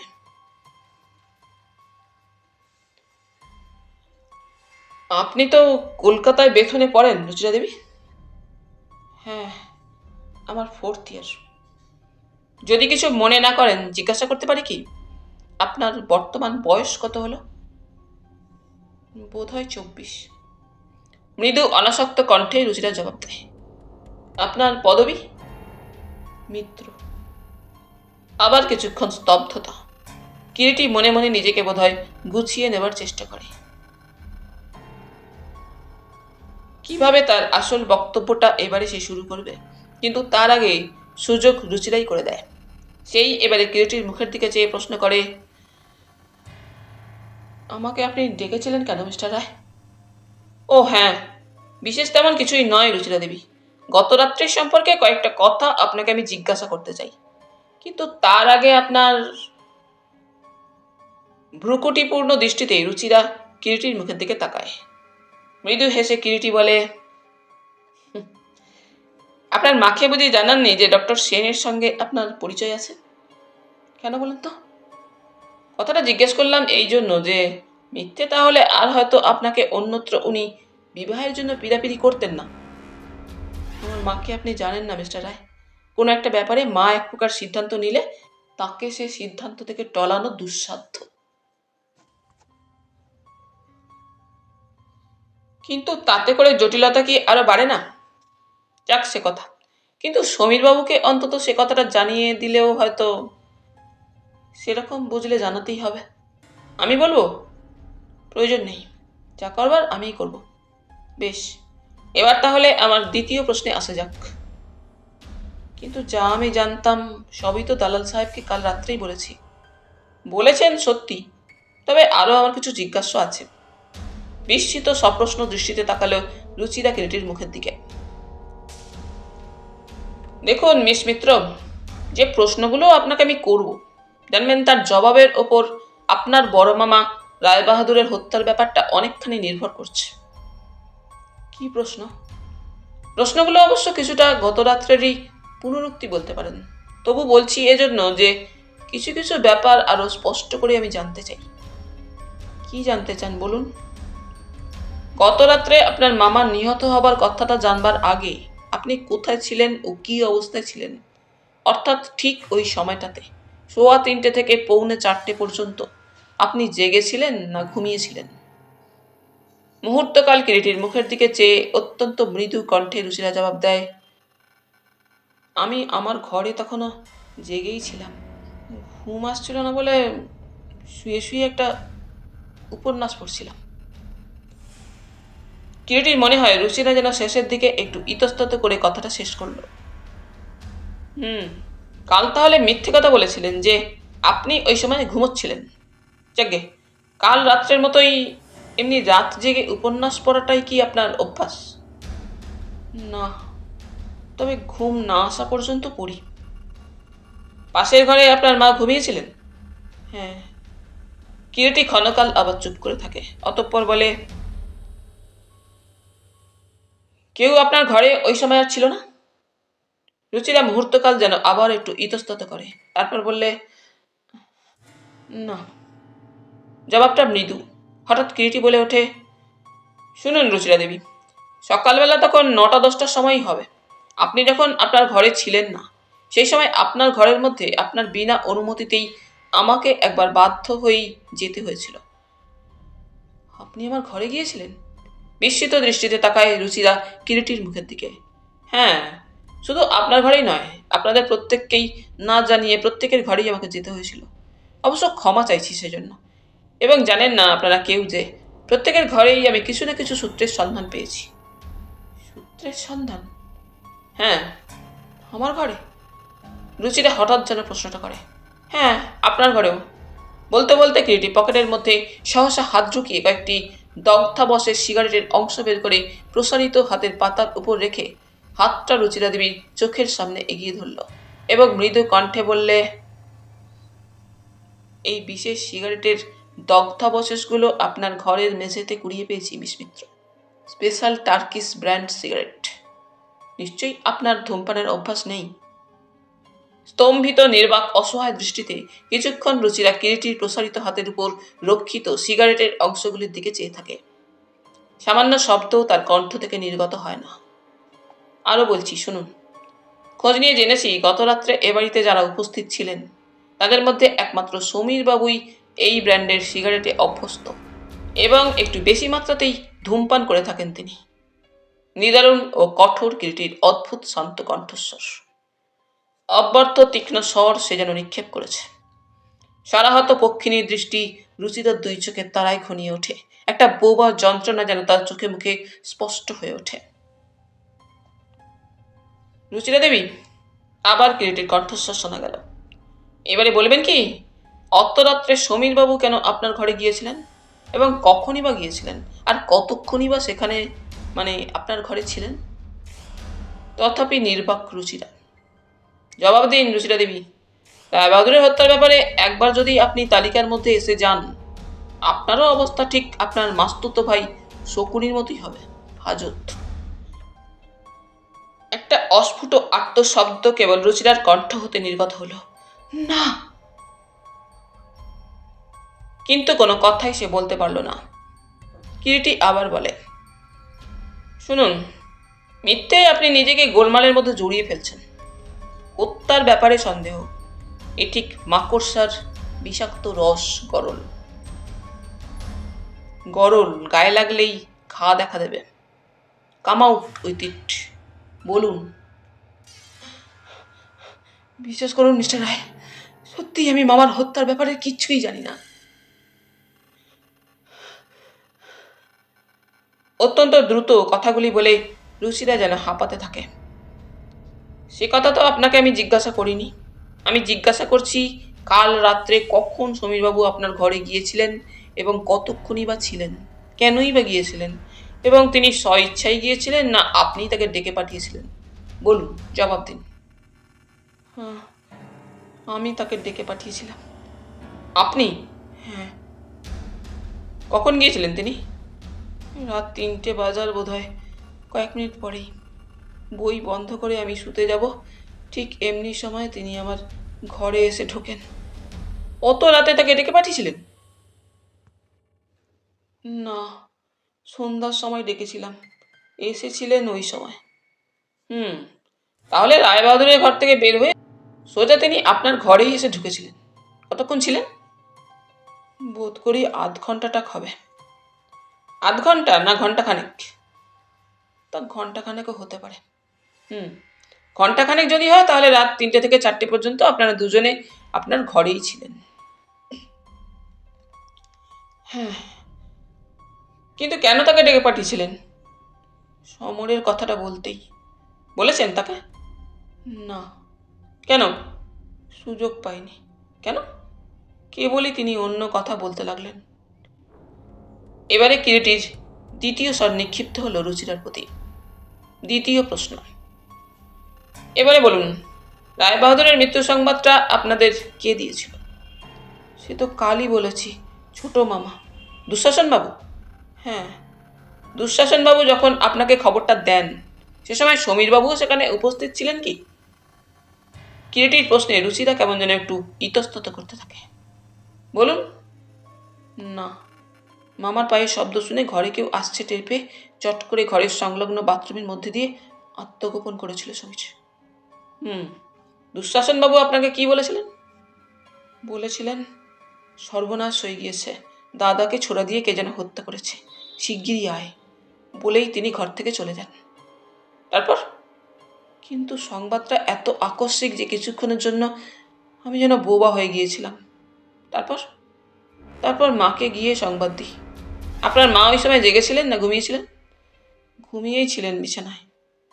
আচ্ছা, একটা কথা বলতে পারেন, আপনার মা কি গরম জামা গায়ে দিয়ে রাত্রে বিছানায় ঘুমন? না। কেন বলেন তো? না, তাই বলছিলাম। আপনি হয়তো জানেন না বা লক্ষ্য করবারও সময় পাননি রুচিরা দেবী।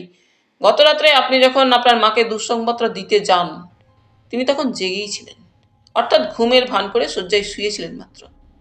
তবে এখন বুঝছি আপনার কথাই সত্যি। রুচিরা কয়েক মুহূর্ত ফ্যাল ফ্যাল করে কিরিটির মুখের দিকে চেয়ে থাকে। গত রাত্রে সে যখন তার মাকে ডাকতে যায়, মা তাহলে জেগেই ছিলেন, বিছানায় চোখ বুজে শুয়ে থেকেও ঘুমের ভান করেছিলেন। কিন্তু কেন? তবে কি? রুচির আর চিন্তার স্রোতে বাধা পড়ল কিরিটির প্রশ্নে। এখন বোধহয় বুঝতে পারছেন, গত রাত্রে আপনার ও সমীরবাবুর মধ্যে যে আলোচনাই হয়ে থাক, সমস্ত কিছুই তিনি পাশের ঘরে জেগে থাকার দরুন শুনতে পেয়েছেন। কিন্তু কেন? মা তা করতেই বা যাবেন কেন?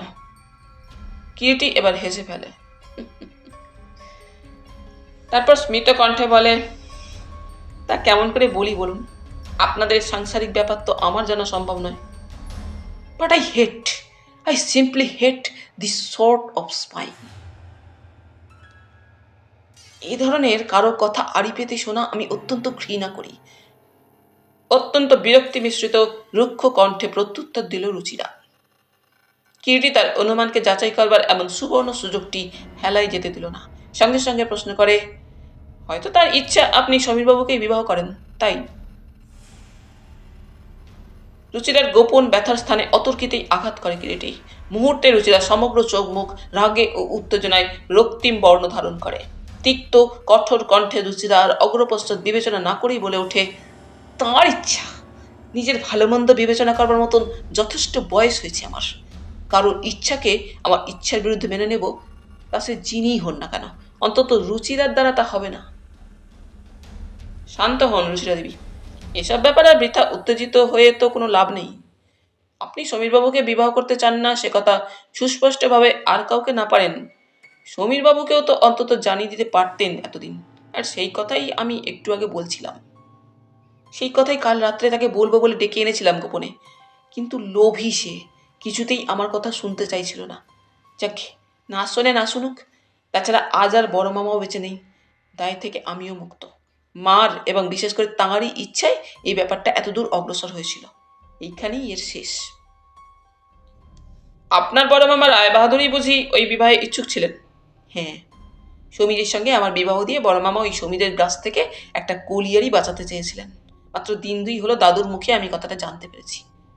আগে তো জানতেই পারিনি। কে? কে? অবিনাশবাবু আপনাকে বলেছিলেন ও কথা? হ্যাঁ, আমি অবশ্যই প্রথম থেকেই কথাটায় আমল দিইনি, কিন্তু বিশেষ করে ওই কথাটা কয়েকদিন থেকে জানবার পর কাল রাত্রে খোলাখুলিভাবেই আমার অমত জানিয়ে দেব ভেবেছিলাম সমীরকে ডেকে এনে। রুচিরার গত রাত্রের সযত্ন রচিত গোপনতার আড়ালটুকু কিরিটি সুকৌশলে আঘাতের পর আঘাত দিয়ে ভেঙে একেবারে চুরমার করে দিল। রুচিরা সবকিছু অতঃপর প্রকাশ করে দিল। আর একটা কথার জবাব চাই আমি আপনার কাছ থেকে মিস মিত্র। কি? গতকাল আপনার ছোট মামা যখন আপনাকে রায় বাহাদুরের নিহত হওয়ার সংবাদটা দেওয়ার কথা অস্বীকার করলেন, তখন আপনি তাকে বলেছিলেন তার কীর্তির কথা নাকি কারো জানতে বাকি নেই। কেন তাকে সে কথা আপনি বলেছিলেন বলবেন কি? কি আর, এই বিষয় সম্পত্তি নিয়ে ওর এইখানে আসা অবধিই তো বড় মামার সঙ্গে নিত্য প্রায় খিটিমিটি চেঁচামেচি হতো। বড় মামা যে অসুস্থ এই সামান্য কথাটাও যেন উনি ভুলে যেতেন। তাই কি? শুধু কি তাই? বলতে লজ্জা হয় মিস্টার রায়, মার মুখে শুনেছি একদিন নাকি উইলের ব্যাপারে ছোট মামা থ্রেটেন পর্যন্ত করেছেন।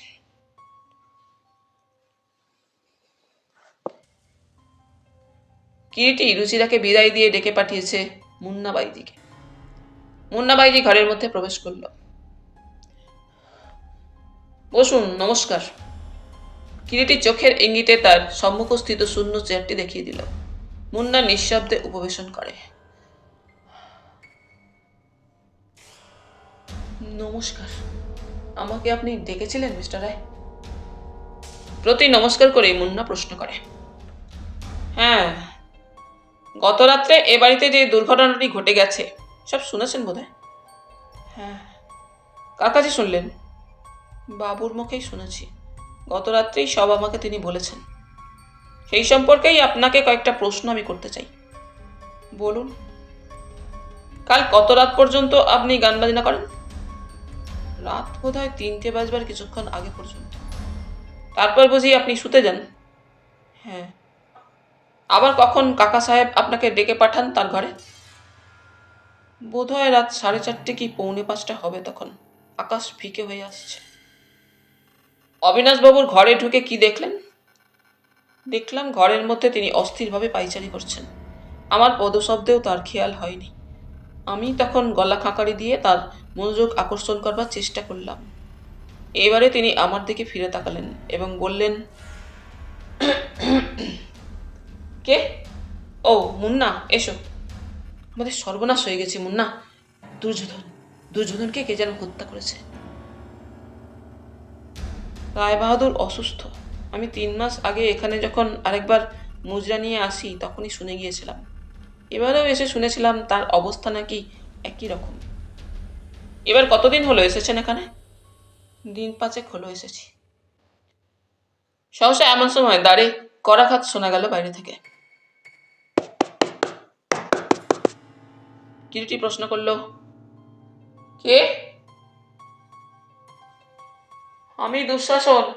দালাল সাহেব এসেছেন, আপনাকে ডাকছেন। আসুন মিস্টার চৌধুরী, ভিতরে আসুন।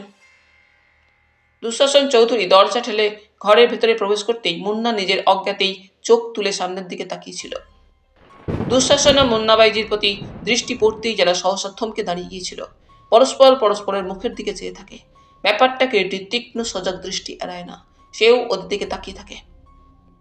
দুঃশাসন চৌধুরী সর্বপ্রথম যেন কতকটা আত্মগতভাবেই অস্ফুট কণ্ঠে বললেন, কে? কিন্তু সেই সঙ্গে তার মুখের চেহারাটা সম্পূর্ণ বদলে গেছে। সুস্পষ্ট একটা আতঙ্ক যেন ফুটে ওঠে সমস্ত মুখখানিতে। সহসা বিচিত্র একটা হাসি যেন বাইজির এমন সুন্দর মুখখানিকেও বিভৎস করে তুলল। চাপ্পা কণ্ঠে বাইজি বলে,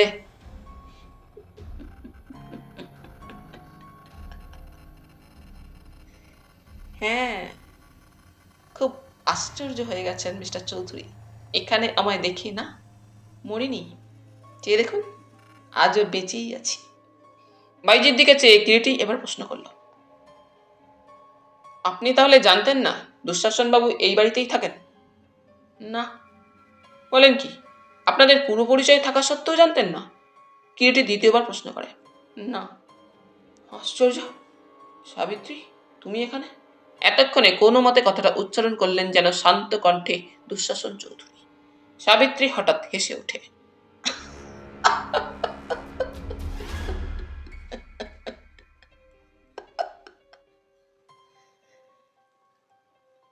কিন্তু পরক্ষণে হাসিটা থামিয়ে বলে, সাবিত্রী তো অনেকদিন আগেই মারা গেছে চৌধুরী মশাই। এই যা দেখছেন বলতে পারেন তার প্রেতাত্মা। অধীনের নাম মুন্না বাইজি। বিষাক্ত একটা কদর্য ক্লেশ যেন বাইজির কণ্ঠস্বরে প্রকাশ পায়। মুন্নার জবাব শেষ হওয়ার সঙ্গে সঙ্গেই যেন অকস্মাৎ দুঃশাসন চৌধুরী মুন্নার দিক থেকে চোখ ফিরিয়ে কিরিটির দিকে চেয়ে মৃদু কণ্ঠে বললেন, মিস্টার রায়, দালাল সাহেব বোধহয় আপনাকে ডাকছেন। বোঝা গেল দুঃশাসন চৌধুরী যে কারণেই হোক ঘর ত্যাগ করবার জন্য ব্যস্ত হয়ে পড়েছেন। কিরিটি মৃদু হেসে বলে, যান দুঃশাসন বাবু, দালাল সাহেবকে এই ঘরেই ডেকে নিয়ে আসুন। সঙ্গে সঙ্গে দুঃশাসন চৌধুরী ঘর থেকে বের হয়ে গেলেন। মনে হলো তিনি যেন বাঁচলেন। মুন্না বাইজি নির্বাক নিশ্চল তখনও বসে আছে।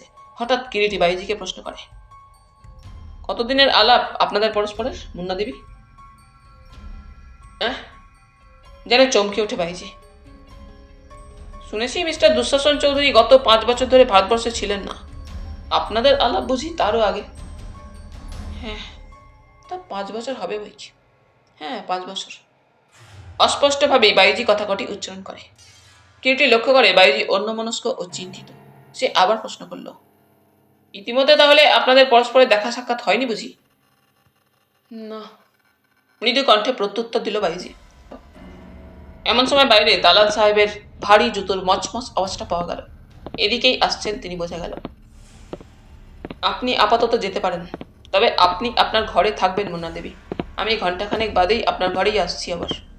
আপনার সঙ্গে আমার আরও কথা আছে। দালাল সাহেবের সঙ্গে কথা বলেই আমি আসছি। দরজা ঠেলে দালাল সাহেব ঘরের মধ্যে প্রবেশ করলেন এবং বাইজি শ্লথ চরণে বের হয়ে গেল। আসুন দালাল সাহেব, বসুন। কিরিটি দালাল সাহেবকে আহ্বান জানালো। দালাল সাহেব চেয়ারটার উপর বসতে বসতে বললেন, ये बहुत ताज्जुब की बात है मिस्टर राय। শকুনি বাবু তো कोई बात नहीं मानता। কি ব্যাপার, কি মানছে না সে? ও मुंह नहीं खुलता। ये आपको हम जरूर कहते हैं, वही राय बहादुर को जान लिया। বলেন কি? হ্যাঁ হ্যাঁ।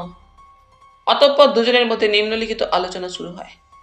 শকুনি বাবুকে ধরে এনে হাজতের মধ্যে বন্দি করা অবধি সেই যে লোকটা মুখ বন্ধ করেছে, এখনো পর্যন্ত একটি কথা ওর কাছ থেকে আদায় করতে পারেনি করিতকর্মা দালাল সাহেব।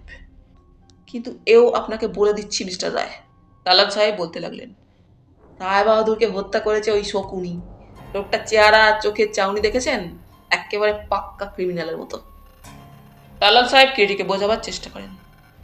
কিরিটি দালাল সাহেবের প্রশ্নের কোনো জবাব না দিয়ে কেবল প্রশ্ন করে, ময়নাতদন্তের রিপোর্ট পাওয়া গেছে মিস্টার দালাল? হ্যাঁ, ছুরিকাঘাতে মৃত্যু হয়েছে। একেবারে হার্ট পর্যন্ত ছুরি গিয়ে ঢুকেছে। স্টোমাক কন্টেন্ট কেমিক্যাল অ্যানালিসিসের জন্য পাঠানো হয়েছে? হ্যাঁ, কিন্তু হত্যাকারীকেই যখন আমরা মুঠোর মধ্যে পেয়েছি তখন। মুঠোর মধ্যে পেয়েছেন, কিন্তু প্রমাণ? প্রমাণ করতে পারবেন কি উনি রায়বাহাদুরের হত্যাকারী? প্রমাণ? আমাদের ওর পেটের কথা টেনে বার করতে হবে। সে ট্যাকটিক্স আমার জানা আছে মিস্টার রায়। তাছাড়া কিছু কিছু প্রমাণও অলরেডি আমাদের হাতের মুঠোর মধ্যেই তো এসে গিয়েছে। কিরকম? কি কি প্রমাণ পেয়েছেন বলুন তো, যাতে করে আপনি স্থির সিদ্ধান্তে উপনীত হয়েছেন যে উনি অপরাধী, রায়বাহাদুর হত্যাকারী? প্রথমত ধরুন, উনি অপরাধী না হলে অমন করে না বলে কয়ে হঠাৎ ওভাবে পালাতেই বা যাবেন কেন? দ্বিতীয়ত, অপরাধী যদি উনি না হন, এমনি করে মুখ বুঝিয়ে বা থাকবেন কেন? সাপ সাপ কথা যা সব জানেন খুলে বললেই তো পারেন। আমি আপনাকে বলতে পারি মিস্টার দালাল, ঠিক অপরাধী বলে নয়, সে ভয় পেয়েই হয়তো উনি পালাবার চেষ্টা করেছিলেন। ভয় পেয়ে? কিসের জন্য ভয় পেয়ে? কাপড়ে তার রক্তের দাগ ছিল বলে। রক্তের দাগ? কোন কাপড়ে? তার ঘরেই যে ধুতিটা এক কোণে পড়েছিল তাতেই রক্তের দাগ ছিল। কিন্তু একটা কথা হয়তো আপনি এখনো শোনেননি মিস্টার দালাল। মৃত রায়বাহাদুর নিহত হবার কয়েকদিন আগে টাকা কড়ি ও উইলের ব্যাপার নিয়ে রায়বাহাদুর ও দুঃশাসন চৌধুরীর মধ্যে বিশ্রী একটা বচসা হয়ে যায়। এমনকি দুঃশাসন চৌধুরী রায়বাহাদুরকে নাকি থ্রেটেন পর্যন্ত করেছিলেন। বলেন কি? এখনই তো তাহলে একবার দুঃশাসন চৌধুরীকে ডেকে ব্যাপারটা ভালো করে জেনে নেওয়া উচিত। তাতে করে বিশেষ কিছু সুবিধা হবে বলে মনে হয় না। Most probably he will deny the whole story. কিন্তু তাই বলে তাকে আমরা সহজে নিষ্কৃতি দেব না। কিন্তু কার মুখে কথাটা শুনলেন? সে ঘটনাচক্রেই ব্যাপারটা জানা সম্ভব হয়েছে। আড়ি পেতে শুনেছি গান্ধারী দেবী কাকা সাহেবকে যখন কথাটা বলছিলেন। কাকা সাহেব মানে ওই বুড়োটা? হ্যাঁ, রায়বাহাদুরের কাকা অবিনাশ চৌধুরী। আমি তার সঙ্গে কথা বলতে চাই। জান না, তিনি বোধহয় এখন তার ঘরেই আছেন। দালাল সাহেব অতঃপর হন্তদন্ত হয়েই অবিনাশ চৌধুরীর সঙ্গে দেখা করবার জন্য ঘর হতে বের হয়ে গেলেন। কিরিটি মুন্নাবাইজির ঘরের দিকে অগ্রসর হয়।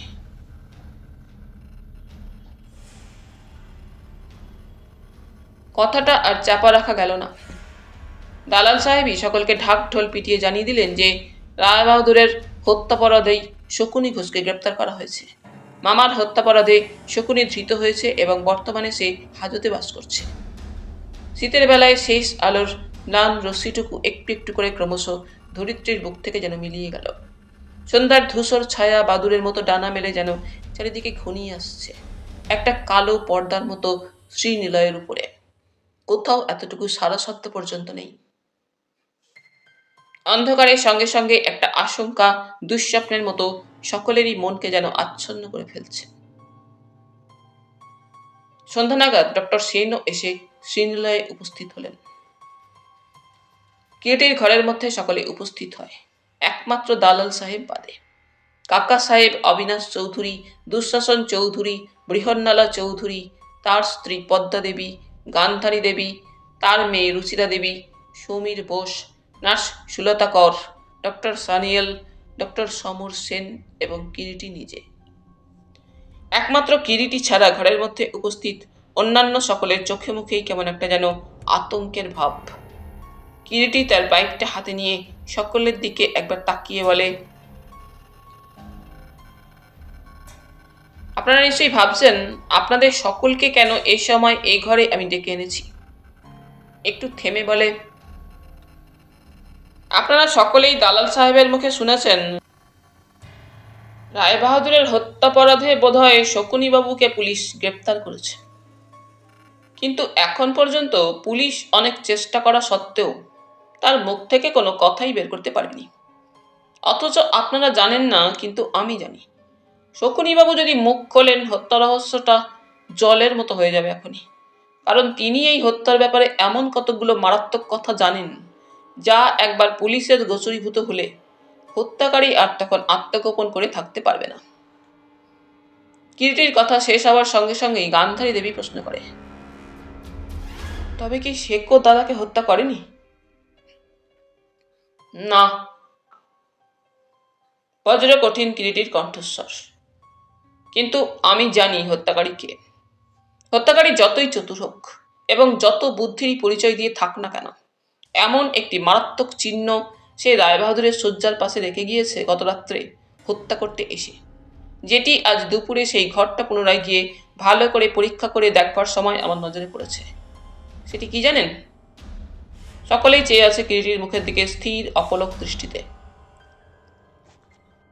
কিরিটি বলে, যে ছোড়াটা গত রাত্রে রায়বাহাদুরকে হত্যা করবার জন্য ব্যবহার করা হয়েছিল তারই শূন্য খাপটা। তাড়াতাড়িতে হত্যাকারী খাপটা ঘরের মধ্যে ভুলে ফেলে এসেছিল। সেই শূন্য চামড়ার খাপটার গায়েই হত্যাকারীর আঙুলের ছাপ পাওয়া যাবে, যা থেকে সহজেই প্রমাণ করা যাবে হত্যাকারী কে। ঘরের মধ্যে উপস্থিত সবকটি নরনারী একেবারে যেন বোবা। সূচ পতনের শব্দ যেন বোধহয় শোনা যাবে। কারো মুখে একটি শব্দ পর্যন্ত নেই। কিরিটি আবার বলতে থাকে, আপনাদের সকলের কাছেই আমার শেষ অনুরোধ, এবং সেইটুকু জানবার জন্যই আপনাদের সকলকে আমি এখানে ডেকে পাঠিয়েছি। এখনো যদি আপনাদের কারো কিছু জানা থাকে যা এখনো আপনারা গোপন করে রেখেছেন, আমাকে বলুন। অন্যথায় পুলিশ আপনাদের প্রত্যেককেই নাজেহালের একেবারে চূড়ান্ত করবে। অপমান ও লাঞ্ছনারও অবধি হয়তো থাকবে না। দালাল সাহেব সহজে আপনাদের কাউকে নিষ্কৃতি দেবে না জানবেন। কিন্তু তথাপি সব নিশ্চুপ। কারো বাক্যস্ফূর্তি নেই। বোবা ভীত দৃষ্টিতে কেবল পরস্পরের মুখ চাওয়াচাই করে। একজন পুলিশ অফিসার ঘরের বাইরে দ্বারের নিকট প্রহরায় দাঁড়িয়েছিল। সে এমন সময় ঘরের মধ্যে প্রবেশ করে কিরিটির কানের কাছে মুখ নিয়ে নিম্ন স্বরে যেন কি বলল। কিরিটির সঙ্গে সঙ্গে উঠে দাঁড়িয়ে সকলকে সম্বোধন করে বলে, বেশ, আপনাদের আমি 8 ঘন্টা সময় দিচ্ছি। পরস্পর আপনারা আলোচনা করে দেখুন। নিচের থেকে আমি 8 ঘন্টার মধ্যেই কাজ ছেড়ে আসছি। চলুন। কিরিটি পুলিশ অফিসারটিকে সঙ্গে নিয়ে ঘর থেকে বের হয়ে গেল। নিচের একটি ঘরে নিঃশব্দে পুলিশের প্রহরায় মাথা নিচু করে একটা চেয়ারে শকুনি ঘোষ বসেছিল। কিরিটির পদশব্দে মুখ তুলে তাকালো। চোখের ইঙ্গিতে কিরিটি পুলিশের লোকটিকে ঘর ত্যাগ করার নির্দেশ দিতেই সে ঘর থেকে নিঃশব্দে বের হয়ে গেল। ঘরের মধ্যে আর তৃতীয় প্রাণী নেই, কিরিটি আর শকুনি ছাড়া। কিরিটিকে একা ঘরের মধ্যে পেয়ে এতক্ষণে সহসা শকুনি কান্নায় যেন ভেঙে পড়ে। অশ্রুরুদ্ধ কণ্ঠে বলে,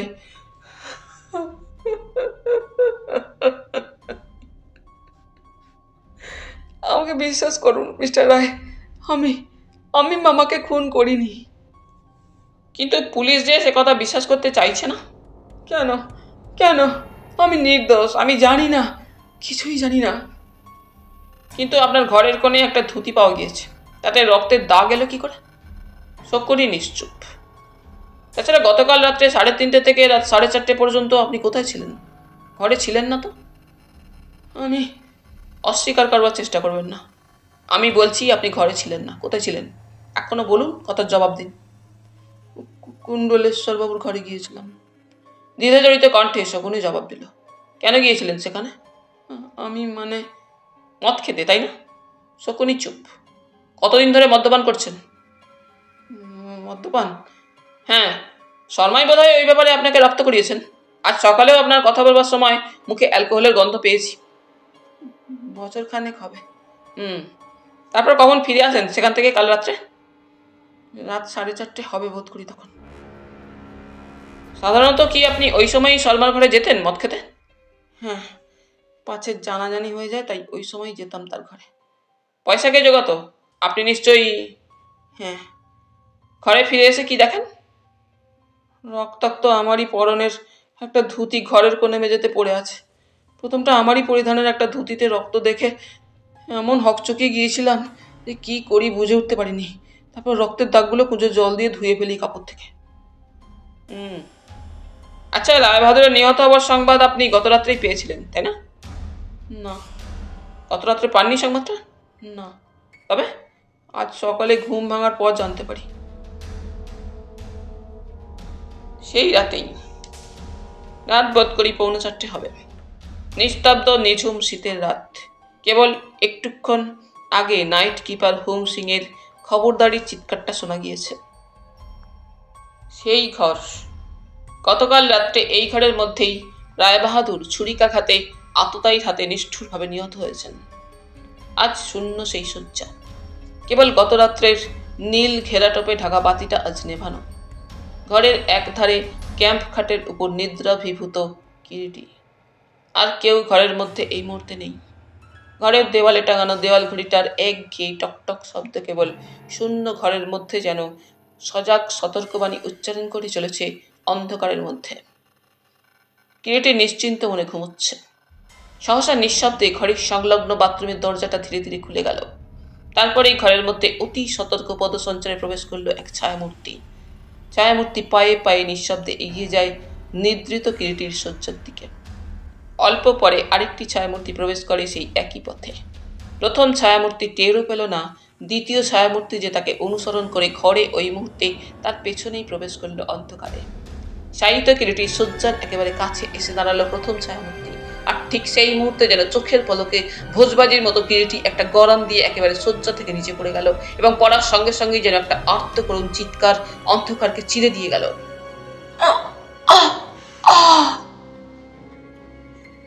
মাটিতে পড়ার সঙ্গে সঙ্গেই কিরিটি এক লাফে উঠে দাঁড়িয়ে ছুটে গিয়ে সুইচটা টিপে দিল এবং সঙ্গে সঙ্গে আগে থেকেই ফিট করা হাজার শক্তির বৈদ্যুতিক বাতিটা জ্বলে ওঠে। মুহূর্তে ঘরের অন্ধকার দূর হয়ে উজ্জ্বল আলোয় চারিদিক ঝলমল করে ওঠে। দালাল সাহেব কিরিটির পূর্ব নির্দেশ মতো এতক্ষণ তার খাটের তলাতেই ওত পেতেছিলেন।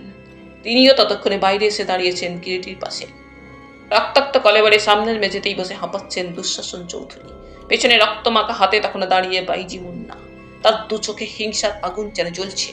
সহসা মুন্না বাইজি পাগলের ন্যায় খিলখিল করে হেসে ওঠে।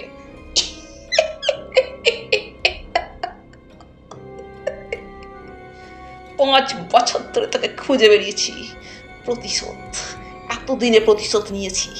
কেমন কেমন হয়েছে? হোয়াটস অল দিস মিস্টার রায়? এতক্ষণে বিহবল হতচকিত দালাল সাহেবের কণ্ঠে স্বর ফোটে। কিরিটি দালাল সাহেবের প্রশ্নের কোনো জবাব না দিয়ে ততক্ষণে এগিয়ে গিয়ে ভূপতিত দুঃশাসনের ক্ষতস্থান থেকে বৃদ্ধ ছোড়াটা টেনে বের করতে করতে বলে, চট করে ডাক্তারকে পাশের ঘর থেকে এক্ষুনি একবার ডেকে আনুন মিস্টার দালাল। দালাল সাহেব ডাক্তারকে ডাকতে ছুটলেন। প্রচুর রক্তপাতে দুঃশাসন চৌধুরীর অবস্থা তখন ক্রমশই সঙ্গীন হয়ে আসছে। মুন্নাবাইজি তখন যেন কেমন হঠাৎ নিঝুম হয়ে গিয়েছে। বিড়বিড় করে বলে চলেছে, কেমন জব্দ, কেমন প্রতিশোধ। 5 বছর ধরে খুঁজে বেরিয়েছি। ডক্টর সানিয়াল ছুটে এলেন হন্তদন্ত হয়ে। কি ব্যাপার মিস্টার রায়? ডক্টর সানিয়াল, দেখুন তো, হি হ্যাজ বিন স্ট্যাবড। কিন্তু দেখবার আর তখন কিছুই ছিল না। নিদারুণভাবে আহত ও প্রচুর রক্তপাতে চৌধুরীর অবস্থা তখন প্রায় সকল চিকিৎসার বাইরে চলে গিয়েছে। ক্রমেই নিস্তেজ হয়ে আসছে ও তার নাড়ি ক্ষীণ হতে ক্ষীণতর হয়ে আসছে। তথাপি পরীক্ষা করে বিষণ্ণভাবে মাথা নেড়ে ডাক্তার মৃদু কণ্ঠে বলে, আশা নেই। কিন্তু কেন এমন করে স্ট্যাব করলো দুঃশাসন বাবুকে মিস্টার রায়? জবাব দিল মুন্নাবাইজি, আমি প্রতিশোধ নিয়েছি নারী হত্যার। ভেন্ডেটা। কয়েকটা হেঁচকি তুলে চৌধুরীর দেহটা স্থির হয়ে গেল।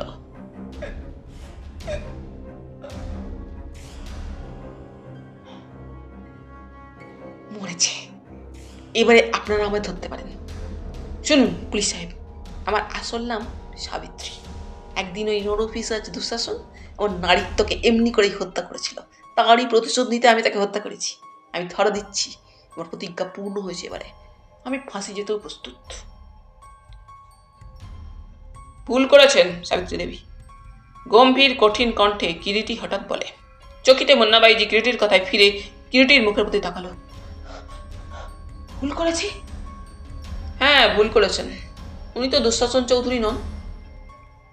কিরিটির কথায় ঘরের মধ্যে যেন বজ্রপাত হলো এবং ঘরের মধ্যে উপস্থিত যুগপৎ সকলেই একই সময়ে বিস্ময় বিস্ফারিত নেত্রে কিরিটির দিকে তাকায়। হতভম্ব দালাল সাহেবই সর্বপ্রথম কথা বললেন। কি বলছেন আপনি মিস্টার রায়? উনি উনি দুঃশাসন চৌধুরী নন? না। তবে কে কে উনি? রায়বাহাদুরের হত্যাকারী। খোঁজ নিয়ে দেখুন। এতক্ষণে হয়তো তীব্র কোনো ঘুমের ওষুধের প্রভাবে আসল ও সত্যিকারের দুঃশাসন চৌধুরী তার ঘরে গভীর নিদ্রায় অভিভূত হয়ে আছেন। দুঃশাসন চৌধুরীর ছদ্মবেশ উনি নিয়েছেন মাত্র। হে কি বিস্ময়! সকলেই বাক্যহারা নিষ্পন্দ। তবে উনি কে? দুঃশাসন চৌধুরী উনি নন। তবে কাকে কাকে আমি হত্যা করলাম? বলতে বলতে পাগলের মতোই মুন্নাবাইজি মৃতদেহটার উপর লাফিয়ে পড়তে উদ্যত হতেই চকিতে ক্ষিপ্র হস্তে কিরিটি বাইজিকে ধরে ফেলে। তারপর শান্ত কণ্ঠে বলে, শুধু আপনারই নয় সাবিত্রী দেবী, ভুল আমারও হয়েছে। ব্যাপারটা যে শেষ পর্যন্ত এমনি দাঁড়াবে আমি তা ভাবতেও পারিনি। নইলে এই হত্যাকাণ্ডটা হয়তো ঘটতো না। What a mistake, what a mistake. Kiriti বলছিল, হত্যাকারী যে কেবল অসাধারণ ক্ষিপ্র ও চতুর তাই নয়, সুদক্ষ একজন অভিনেতাও। আগাগোড়াই সে দুঃশাসন চৌধুরীকে ধ্বংস করবার জন্য এমন চমৎকারভাবে প্ল্যান করে হত্যার কাজে অবতীর্ণ হয়েছিল, যাতে করে রায়বাহাদুরের হত্যাপরাধের সমস্ত সন্দেহ নিঃসন্দেহে হতভাগ্য দুঃশাসন চৌধুরীর ওপর গিয়ে পড়ে। আর হয়েছিল তাই। ব্যাপারটা অবশ্য আমি গতকালই বুঝতে পেরেছিলাম, কিন্তু সবটাই আমার অনুমানের উপর ভিত্তি করে গতকাল রাত্রের ওই ফাঁদটা পেতেছিলাম, চোরার খাপের চার ফেলে। এবং রায়বাহাদুরেরই ঘরে নিজের শয়নের ব্যবস্থা করেছিলাম, শুধু জানবার জন্য কোন পথে হত্যাকারী আগের রাত্রে ওই ঘরে প্রবেশ করে হত্যা করে গিয়েছিল। অবশ্য এটা স্থির জানতাম আমি, হত্যাকারী যত চতুরই হোক না কেন, রাত্রে সেই মারাত্মক একমাত্র হত্যার নিদর্শন ছোড়ার খাপটি সংগ্রহ করতে তাকে আসতে হবেই। কেননা হত্যাকারীর নিশ্চয়ই স্থির বিশ্বাস হবে অত বড় মূল্যবান হত্যার প্রমাণটা আমি অন্য কোথাও না রেখে সর্বদা নিজের কাছেই রাখবো। এখন আপনারা সকলেই বুঝতে পেরেছেন বোধহয় যে আমার গণনায় ভুল হয়নি। সে আমার পাতা ফাঁদে পা দিয়েছে, এসেছে সে। কিন্তু এটা ভাবিনি ওই সঙ্গে যে সাবিত্রী অর্থাৎ মুন্নাবাইজি, যার নারীত্বের মর্যাদা একদা দুঃশাসন চৌধুরী লুণ্ঠন করেছিল, প্রতিশোধ স্পৃহায় সে গানের মুজরা নিয়ে এই দুঃশাসনের খোঁজে দেশ দেশান্তরে গত 5 বছর ধরে তীক্ষ্ণ ছোড়া কোমরে গুঁজে প্রতীক্ষায় ঘুরে ঘুরে বেড়াচ্ছে। এবং এও বুঝিনি যে দুঃশাসনকে খুঁজে পাওয়া মাত্রই তাকে হত্যা করার প্রথম সুযোগেই সাবিত্রী ক্ষুধার্ত বাঘিনীর মতো তার উপর ঝাঁপিয়ে পড়বে। একেই বলে নিয়তি, কেউ তা রোধ করতে পারে না, ভবিতব্য, অলঙ্ঘনীয়, অনিবার্য। কিন্তু তবুও বলবো হত্যাকারীর প্ল্যানটা নিঃসন্দেহে অপূর্ব। অদ্ভুত কৃতিত্বের পরিচয় দিয়েছে খুনি হত্যার ব্যাপারে। আগে থেকেই সমস্ত আট ঘাট বেঁধে মাত্র 15 থেকে 20 মিনিট সময়ের মধ্যে অন্য একজনের ছদ্মবেশে হত্যাকাণ্ড সমাপ্ত করে আবার সে তার নিজের জায়গায় ফিরে এসে ছদ্মবেশ ছেড়ে সব হত্যার চিহ্ন নিজের গা থেকে যেন মুছে ফেলেছে। তাহলে গোড়া থেকেই বলি, রায়বাহাদুরের কেন ধারণা কোনো এক নির্দিষ্ট দিনে নির্দিষ্ট সময় মারা যাবেন। হত্যাকারী তাকে চিঠি দিয়ে সে কথা জানিয়েছিল। রায়বাহাদুরের মুখেও আমি শুনি কথাটা, এবং পরে একদিন সৌভাগ্যক্রমে লুকিয়ে আড়ি পেতে গান্ধারী দেবী ও কাকা সাহেবের আলোচনা থেকে জানতে পেরেছিলাম আমি রায়বাহাদুরকে হত্যাকারী একটা চিঠি দিয়েই কোনো একটা নির্দিষ্ট দিনে নির্দিষ্ট সময়ের মধ্যে হত্যা করবার ভয় দেখিয়েছিল, যদি না তিনি তার উইল পরিবর্তন করেন। কিন্তু কেন ওইভাবে একটা নির্দিষ্ট সময়ে সে হত্যার ভয় দেখিয়েছিল কেন? খুব সম্ভব যাতে করে রায়বাহাদুর কথাটা সকলকে বলেন ও হত্যার প্রতিশোধের জন্য ব্যবস্থা করেন। অন্তত আমার ধারণা তাই। তাহলেও এ থেকে দুটো জিনিস ভাববার আছে। প্রথমত, অসুস্থ রায়বাহাদুর ওই ধরনের কথা বললে চট করে সহজে কেউই বিশ্বাস তো করবেই না ব্যাপারটা, অর্থাৎ তার কথার কোনো গুরুত্বই দেবে না কেউ। হয়েছিল তাই। এবারের কেউ সে কথা বিশ্বাসই করেননি, এমনকি আমিও করতে পারিনি প্রথমটায়। ডাক্তাররাও বলেছে ওটা হ্যালুসিনেশনের ব্যাপার। দ্বিতীয়ত, খুনির নির্বিঘ্নে হত্যা করবার একটা চমৎকার সুযোগ হাতে আসবে ওই ধরনের একটা কথা চাউর করে দিতে পারলে।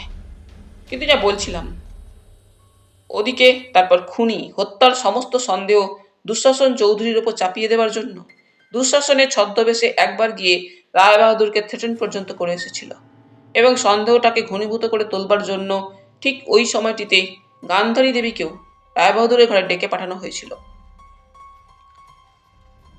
জানালা দরজা বন্ধ থাকায় ঘরটা ছিল অন্ধকার, তাই হয়তো রায়বাহাদুর ছদ্মবেশে খুনিকে চিনতে পারেননি এবং গান্ধারী দেবীও শেষ পর্যন্ত ঘরে প্রবেশ না করবার দরুন ব্যাপারটা রহস্যাবৃতই থেকে গিয়েছিল। হত্যার রাত্রে খুনি প্রথমত ডক্টর সানিয়ালের ছদ্মবেশে নার্স সুলতাকরকে কফির সঙ্গে তীব্র কোনো ঘুমের ওষুধ পান করিয়ে তাকে গভীর নিদ্রাভিভূত করে ফেলে। তারপর দুঃশাসনের ছদ্মবেশে রায়বাহাদুরের ঘরের সংলগ্ন বাথরুমের ভিতর দিয়ে ঘরে প্রবেশ করে রায়বাহাদুরকে হত্যা করে। হত্যার সময় তার পরিধেয় বস্ত্রে রক্ত এসে লাগে। সেই রক্তমাখা বস্তুটা তড়িৎ পদে এসে শকুনির অবর্তমানে তার ঘরের মধ্যে ছেড়ে রেখে নিজেদের জায়গায় আবার ফিরে যায়। আমি পরীক্ষা করে দেখেছি শকুনির ঘরের বাথরুমের জানালা পথে নেমে কার্নিশ দিয়ে রায়বাহাদুরের কক্ষ সংলগ্ন বাথরুমে গিয়ে প্রবেশ করা যায় খুব সহজেই। শুধু তাই নয়, হত্যা করবার পর দুঃশাসনেরই ছদ্মবেশে রুচিরা দেবীর ঘরে গিয়েও তাকে হত্যার সংবাদটা দিয়ে আসে হত্যাকারী। স্তম্ভিত নির্বাক সকলে, কারো মুখে একটিও কথা নেই। দালাল সাহেবই আবার প্রশ্ন করেন, তবে হত্যাকারী কে? কিরিটি এবারে মৃদু কণ্ঠে জবাব দিল, এখনো আপনারা বুঝতে পারছেন না? মহামান্য কাকা সাহেব শ্রী অবিনাশ চৌধুরী। ঘরের মধ্যে যেন বজ্রপাত হলো। কিরিটি বলে, গতকাল সকালে কাকা সাহেবের ঘরে প্রবেশ করে কাকার ঘরের দেওয়ালে টাঙানো কয়েকখানা ফটো দেখেই প্রথমে তার উপর আমার সন্দেহ হয়। এককালে অবিনাশ একজন সুদক্ষ অভিনেতা ও রূপসজ্জাকার ছিলেন, এটিই প্রথম কারণ। ও দ্বিতীয় কারণ, তাকে সন্দেহ করবার হচ্ছে 3টে থেকে রাত 4টে পর্যন্ত ওই 1 ঘন্টা সময় তার মুভমেন্টসের কোনো স্যাটিসফ্যাক্টরি এক্সপ্লেনেশনই তিনি দিতে পারেননি। তৃতীয়ত, তার ঘরের বাথরুমের সংলগ্নই হচ্ছে শকুনিবাবুর ঘরের বাথরুম। বাইরের চওড়া কার্নিশ দিয়ে ওই বাথরুমে যাওয়া খুবই সহজ। চতুর্থত, হয়তো উইলের ব্যাপারটা এখন আমি জানি না, তবে নিশ্চয়ই অবিনাশ চৌধুরীর ভাগে খুব সামান্যই পড়েছে। তাতেই হয়তো তিনি উইলটার অদল বদল চেয়েছিলেন, কারণ তার ভয় ছিল দুর্যোধন চৌধুরীর মৃত্যুর পর হয়তো অন্যান্য সকলে তার সঙ্গীত পিপাসা ও খেয়ালের খাই মেটাতে রাজি থাকবে না তার মতো। দুঃশাসন চৌধুরী এবারে এখানে ফিরে আসা অবধি ওই ব্যাপারটা নিয়ে মধ্যে মধ্যে রায়বাহাদুরের সঙ্গে বচসা করতেন। তার আদৌ ইচ্ছা ছিল না ওইভাবে অনর্থক প্রতি মাসে অতগুলো করে টাকা নষ্ট হয়, কিন্তু নির্মম নিয়তি এক্ষেত্রেও প্রবল হয়ে দেখা দিল। কাকা সাহেবকে তার পাপের প্রায়শ্চিত্ত 24 ঘন্টার মধ্যেই করতে হলো, প্রাণ দিয়েই। একেই বলে বিধাতার বিচার বোধ হয়। কিন্তু এই পিটি ওই সাবিত্রী দেবীকে। কিরিটি চুপ করে। সাবিত্রী 1 রাতের মধ্যেই সম্পূর্ণ উন্মাদিনী, কখনো হাসছে কখনো কাঁদছে। শেষ পর্যন্ত কিরিটির মধ্যস্থতায় ডক্টর সমর সেনের সঙ্গে রুচিরার বিয়ে হয়ে গেল। কিন্তু আজও ডক্টর সেন মধ্যে মধ্যে দুঃস্বপ্ন দেখে জেগে ওঠে। তাকিয়ে আছে পলকহীন স্থির নিষ্কম্প বিভীষিকাময় কার দুটি চক্ষু তার দিকে যেন। হাড় জাগানো বলিরেখাঙ্কিত মুখ, ফ্যাকাশে রক্তহীন হলদিটে চামড়া, বিশ্বস্ত কাঁচা পাকা চুলগুলি কপালের উপর নেমে এসেছে। বুকে বিঁধে আছে একখানি কালো বাঁটওয়ালা ছোড়া সমূলে। তারপরেই যেন কানে আসে, কে ডাকছে তাকে। হুজুর, হুজুর। ডাক্তার জেগে ওঠে। কে কে? তাহলে বন্ধুরা, আজ এই পর্যন্তই। গল্প পাঠ তোমাদের ভালো লেগে থাকলে তোমাদের কাছে আবারও অনুরোধ থাকলো, লাইক, শেয়ার এবং সাবস্ক্রাইব করে তোমাদের মূল্যবান মতামত পাঠানোর জন্য। ধন্যবাদ।